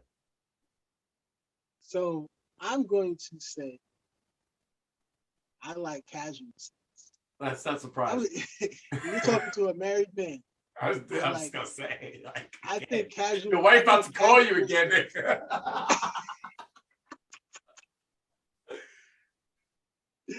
I think casual sex is better. Now, keep in mind, I'm a married man. The reason why I say that is because like relationship sex, like it's great. It's great for a particular reason, right? Like you learn how to have sex better in a relationship because you learn more about yourself. You learn more about um, your partner or whatever. Like you learn different tricks. It happens more frequent. Yeah. You know what I'm saying? And you at some point are going to become good at it. If you are like paying attention to if you're paying attention to your spouse and what you're doing, and you're getting better and better every time but you're gonna be good. But and then when you're gonna hit a point where, damn, I want to test out. I want to test my ability to see if it's this person or am I good with anybody? Right. Can I fuck anybody? Or am I only good at fucking this? Well, that's psychology. So you're gonna hit that point. Now, as I said, I'm a married man, but I am very vocal and open with my wife that I love threesomes. Okay. Not only do I love them, but I need them. Okay. I can't go. What is it? That's the last.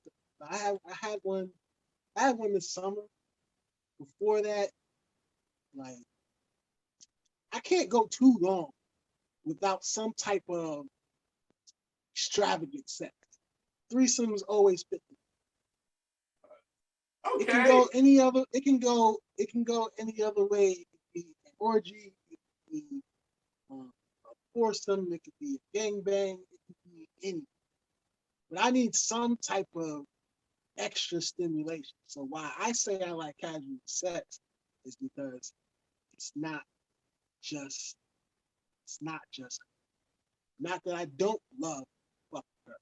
I do love fucking her, which is why I will never jeopardize my marriage for casual sex. But the inclusion within my relationship is something that I require. So the casual, it is casual. It's with the relationship. It's within a relationship, but to me, it's still casual. I mean, so your wife is comfortable enough to allow you this kink that you have.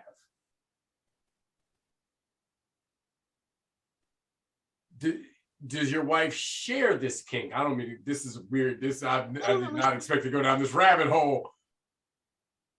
Yes, and I encourage everybody else, leave heterosexual women alone. Like let them be single if they don't deserve it. All right, so heterosexual women deserve to be single because it is like we've been talking about earlier. Men are promiscuous. If you deal with a heterosexual woman, only two things are gonna happen.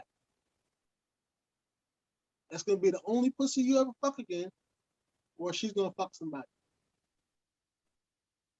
If you deal with a bisexual woman, the possibilities are endless.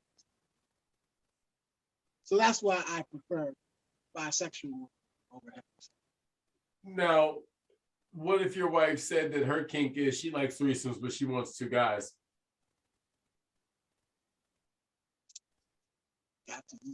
If I'm gonna expect to be satisfied, I have to satisfy her. But I don't have any issue with male, female. So it's not an issue. This has by far been the most enlightening conversation on this show I think I've had. And I talked to a young lady that got out of a cult. So that's so. I mean, that's. Let's be clear. It's not when she said she wants two guys. It doesn't mean, me and him are interacting. That's no, I know. I'm just saying, male, like, that's not how male, female, threesome. Right. No, I just wondered if you were comfortable enough to allow her wants and desires as well as she is for you. And that sounds like a partnership. And again, I say I am envious of you, sir. I am jealous. I want a partner like that. Maybe not with the same quirks, but just a partner that I can build with in that way. Like, that's phenomenal,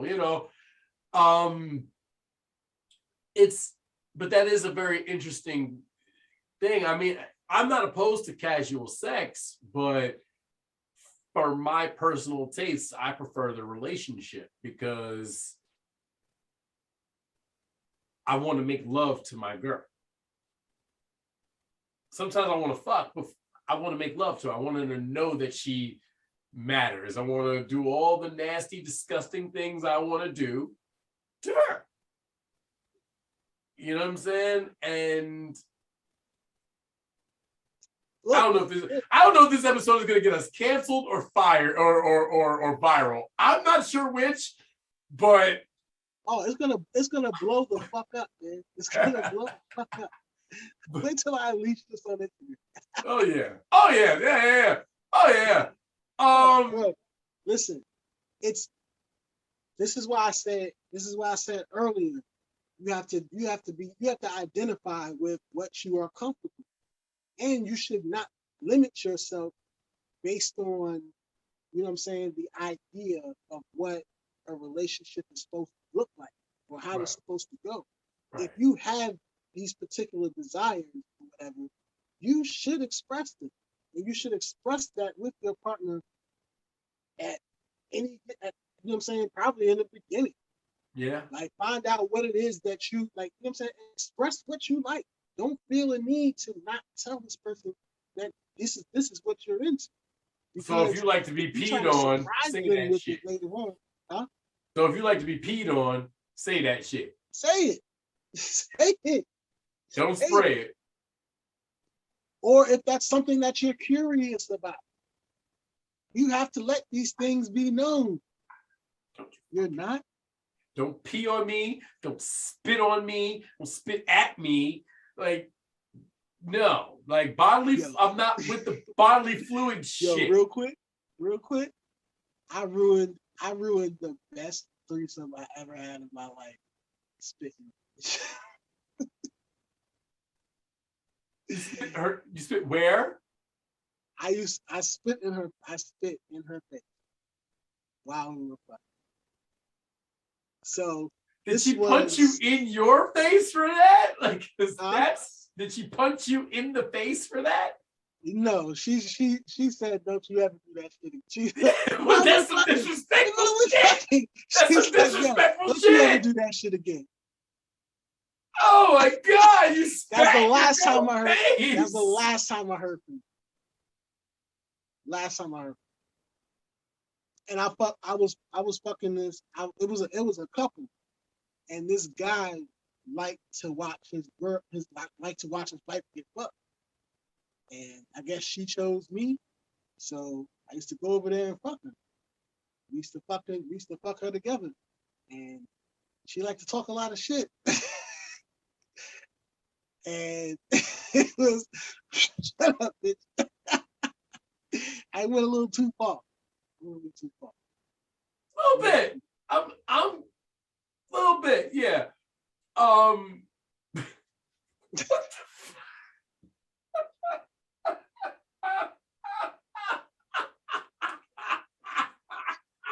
Too far. Oh my God! Oh, I regret it so bad. Oh, you should regret that. Shame on you, sir. Shame. It's definitely on the resume.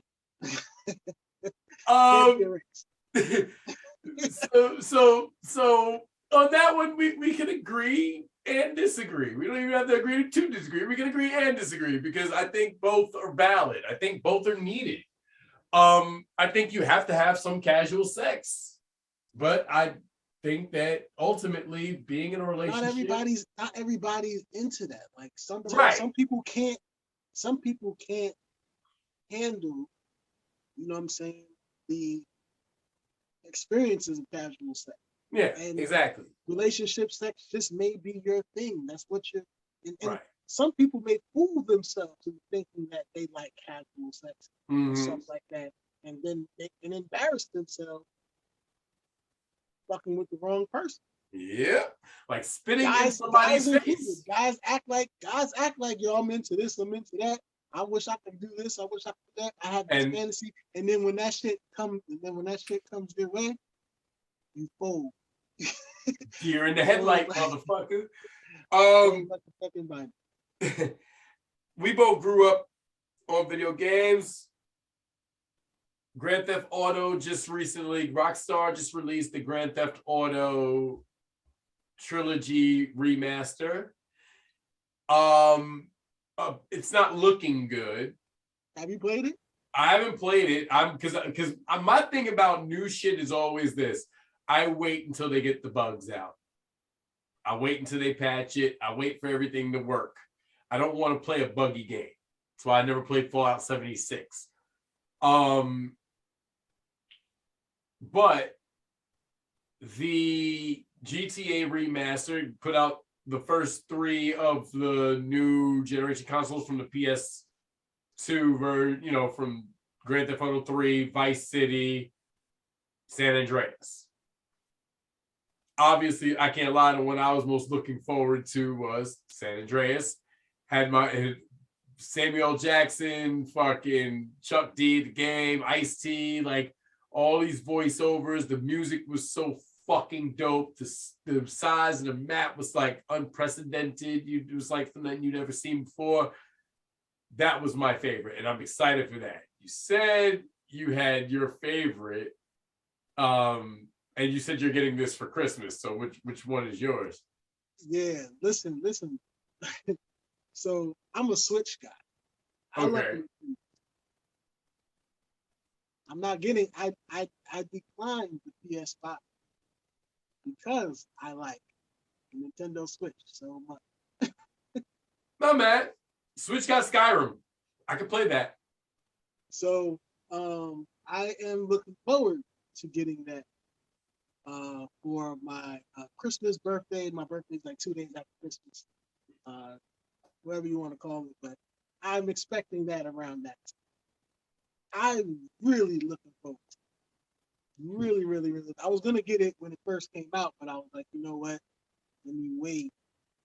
And I don't have to get it myself. This is coming a time where, you know what I'm saying, seasons, time for giving. Fuck it. Somebody should give that to me. It's a great gift. It's a great gift idea. I appreciate it. So, but I'm really looking forward to it. Am I looking forward to San Andreas? Not so much. Vice City was a really good game. Like the story was dope.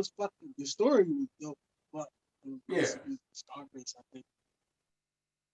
But man, that was a really, really, really good game. I felt like San Andreas. It was like so San Andreas is what Grand Theft Auto 3 was. Grand Theft Auto 3 was the groundbreaker. Like it was the prototype of what you see today. Yeah. Where they went with that game was like where they envisioned how today is with GTA Online. Yeah. With Grand Theft Auto 5. San Andreas is the baby of Grand Theft Auto 5. Yeah. It was like, yo, this map is ridiculously big. You have endless things to do. You got to feed this motherfucker. You got to work them out. You got to do your missions. Like, there's so much to do with that game, almost to where I was overwhelmed by So Yeah. it was like Vice City. Vice City to me is the perfect game. It had a nice map. It had a great story, a lot of things to do, but it wasn't too much. So I wasn't overwhelmed by Vice City. Yeah. I'm excited for the game. I'm excited for the remake with Grand Theft Auto 3. I haven't seen it. You want to know something funny? I've never played Vice City.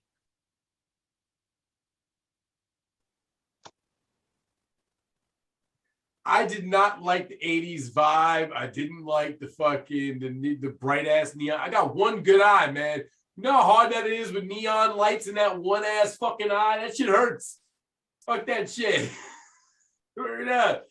Like it was definitely I think it was. I've seen it, obviously. I know of it. I've seen it. It's a great game, but it wasn't like the 80s in that vibe wasn't for me.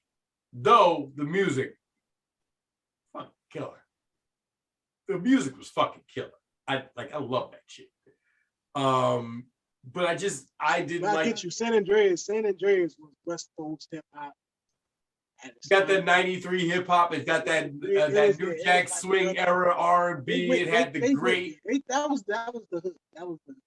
Yeah, man. It was just driving through all three states or flying, listening to music, and watching the sunrise as you drove over the fucking horizon. And San Andreas it was that game, and it was so big and immersive. Like there was a lot, and it could get overwhelming, but it was so much to do. You always found yourself just driving around, fucking shooting at cops, and you know what I'm saying, getting the army to chase you, so you could try and get your fucking jetpack and fly through the just that game was for us. Oh yeah, that was the blackest fucking game ever. Oh, definitely. That was good. There's no question who that game was created and intended to appeal to. They did all of us. For us. That was all of us. It was like West Coast. Like we not from the West Coast, but we got a chance to live a West Coast lifestyle. Right, to a degree, yeah. Especially in that era. You know what I'm saying? That it was something that we did emulate. It was something that we admired from afar. Right. It was like, wow, this is how these niggas live. all the movies like Boys in the Hood and fucking Menace to Society and all that. That was that game, and it was like playing that game, and it was an amazing time. And then you asked me about who's the best wrestler of all time, best pro. We jumped around. Wait. Oh, it's only 10:03. Right, yeah. So boom, I need a 10:30 limit on this one. All right, no, you're good. This might get it. I don't know how much this means. So depending on how our conversations go, we tend to lose. I think we might lose it on this one. So we say the greatest wrestler of all time. Because there's so many demographics to think about. We're talking about championships. We're talking about impact. You're talking about popularity. You're talking about, just like with hip hop, you talk about bars. You gotta talk about fighting style. Yeah. All that shit matters. All of it matters. Of that, there's a lot that goes into. So what matters most to me is a wrestler's longevity and dominance. Yeah. But that's one particular aspect I like, but then there's this also like this I connected with him. And he was dominant. And he had a great finishing move. The greatest wrestler of all time to me is Shaun. Shawn Michaels? Shawn Michaels. You're not, unfortunately. That might be. You know what? That's my favorite. Hold on. Here's the funny thing. I have no disagreement to that. He's my favorite too. Shawn Michaels is my favorite too.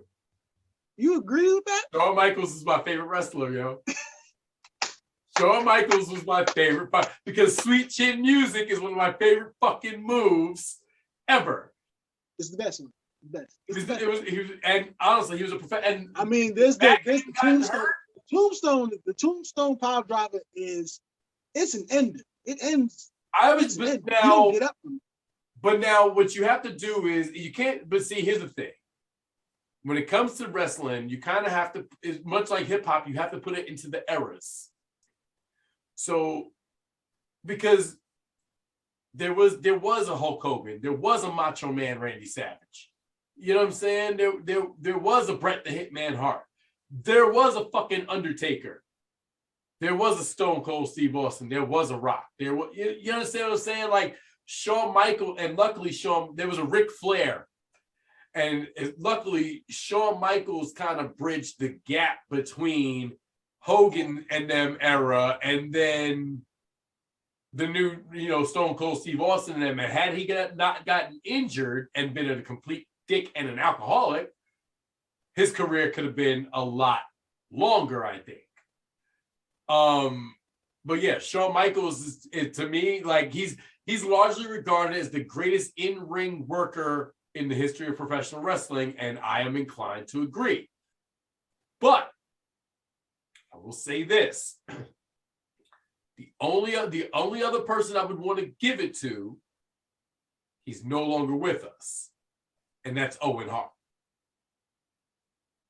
Wow. Owen Hart was one of the greatest technical, high-flying, and strong wrestler. Like he was able to do all three of those and be fucking entertaining as well. Owen Hart was everything that his brother Bret was and more. And Owen Hart definitely could have been considered to be the greatest of all time if he'd have lived longer. And people would say Eddie Guerrero. People would say Chris Benoit. Sorry, folks. But if it's not The Undertaker, it's got to be Shawn Michaels. Because Shawn Michaels, just the Iron Man match with Bret Hart at WrestleMania 10 and the Montreal Screwjob, which was, we all know that was shit. DX, him kicking Marty Jannetty through the jug. Like, Shawn Michaels has always been such a polarizing character in the world of wrestling. One of my favorites of all. His theme song is my ringtone. He sings it. He was the one who's singing the song. Him and Sensational Sherry. Sang that fucking song. Word up. That's fucking crazy, man. But it's DX. DX to me. How much trouble did we get in for doing that to teachers? The fuck were we doing? We did that shit. We did that shit for everything. We really did. Any reason at all. Fuck you. Take a picture. I'm doing it. You get on my nerve. If I get over on you, any reason at all. But DX was so the proper word is probably polarizing. Yeah. They were so good. They were so good that I could, like, there's no moment like the end. But I would sit there and try my best to argue that DX stands as tall as they don't. The NWO is like the Freedom Tower. Now here's what I'm gonna say. DX is like a fucking amazing skyscraper within the stuff. I'm gonna say this about that. The NWO, when it first started, yes, was when fucking Rey Mysterio Jr. jumped off the motherfucking the production truck and Kevin Nash caught him, picked him up, and then threw him headfirst into the fucking production truck. That was the NWO. When they fucking took Eric Bischoff and fucking gave him the jackknife through the fucking table, that was the NWO. Once you had motherfuckers like Lex Luger and Virgil and all these other, and then you started breaking it off into new different fucking the Wolfpack and then this one and that, it got too big. It didn't know how to sustain it. And then through all of that, through the mix of all that, you had Goldberg. In the midst of all that, you had the Goldberg shit. And that time, listen, that time in wrestling is one of the best times in wrestling. Period. Point blank. Yeah, it was wrestling. It was. It was the time. It was the best time. And I'm not going to ever, nobody can say that we're not right about that. Like, yes, what came before it had to happen to be the precursor. And what came after it had to happen because you can't keep it up like this. But that, for that time, was exactly what we needed. And it was fucking phenomenal. And it was just executed. It was all executed. It was executed very well. It was just a bunch of like organized chaos that you just could not turn away from. But you know what? As you were saying it makes total sense because the NWO, they kind of killed themselves. They became a joke, a mockery that DX never was. Like they were like family, dude. No, DX never became a mockery, and I think what generally helped them out was, I think honestly, Shawn Michaels was just acting like himself. Triple H was just acting like himself. Fucking 1, 2, 3 Kid and all that. They were all basically just acting like themselves, and that's what blurred the lines between wrestling and reality. Like they didn't, and then through all of that, you've got Stone Cold Steve Austin. You got the Nation of Domination with The Rock and Farouk, and like you had all these different factions and shit. It was just a wonderful time. It really was. It was a wonderful time, and I do miss that, yo. It was a simpler time. It was a simpler time. Back when the Nintendo Switch just put the N64 on their online. So you can play like NWO versus WC. This is what I'm getting to, bro. This is what I'm waiting for because they add things to their list. So right now it's just like Mario 64, Star Fox 64, Mario Kart 64, Zelda. I'm waiting or hoping and praying that they put WCW versus NWO on their list. They put wrestling in the Nintendo joint and Super Nintendo joint. Like they don't shy away from their wrestling. No. Nintendo will keep it. When I saw that they put the WWF one on from Nintendo, this was a great. I'm holding out hope that this game will eventually. I can't lie.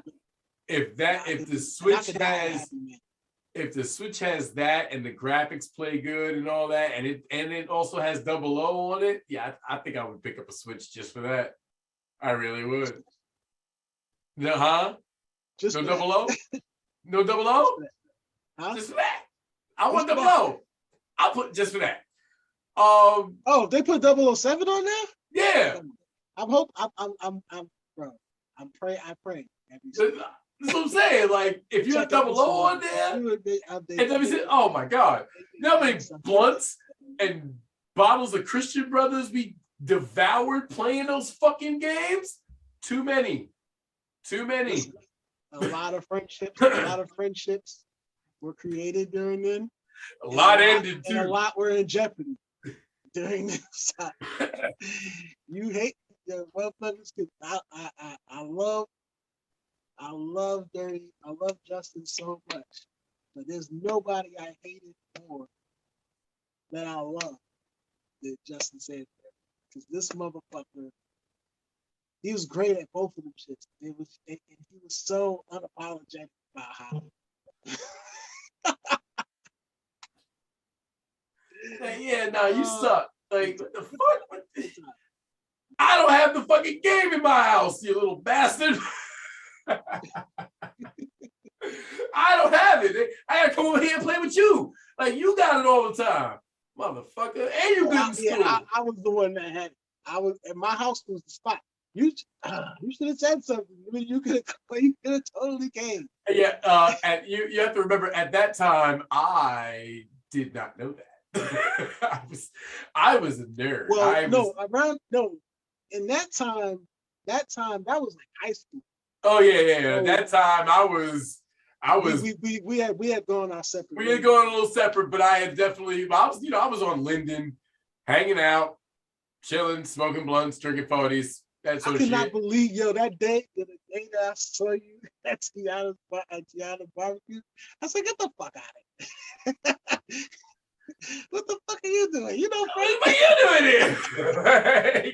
How you know that? I looked at her immediately. I was like, you know this motherfucker? I mean, right. I'm like, I've known her. I had my first kiss with her under the fucking table in fucking camp. God damn it. Yeah. Hell yeah.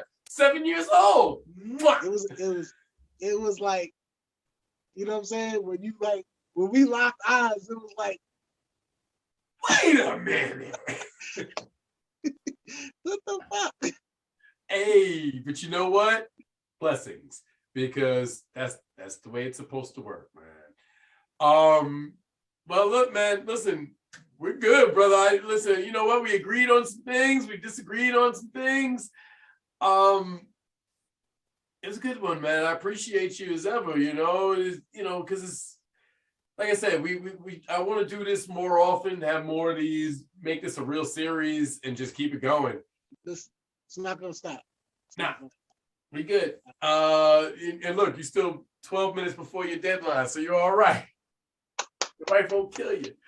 She might after all the shit you talked about. Let's hope after my wife sees this, I'm still alive to do one next week. I mean, yeah, well, just text me when she sees it, and then at the very least, or at least say goodbye. For my good brother Shaun Wallace, I, of course, am Frank Starfire. This, of course, has been the Just to Be Frank podcast. Agree to Disagree is intellectual property, not mine, if I'm being honest. Make sure you do me a favor, hit the like, subscribe, share button, all that shit. If you want to just listen and not watch our malarkey, feel free to hit it up on Spotify. You can now find me on TikTok. What the fuck? TikTok. You can find me on there at Frank Starfire 6, just like on every other social media. I appreciate y'all as ever, man. One love. Abracadabra. Peace.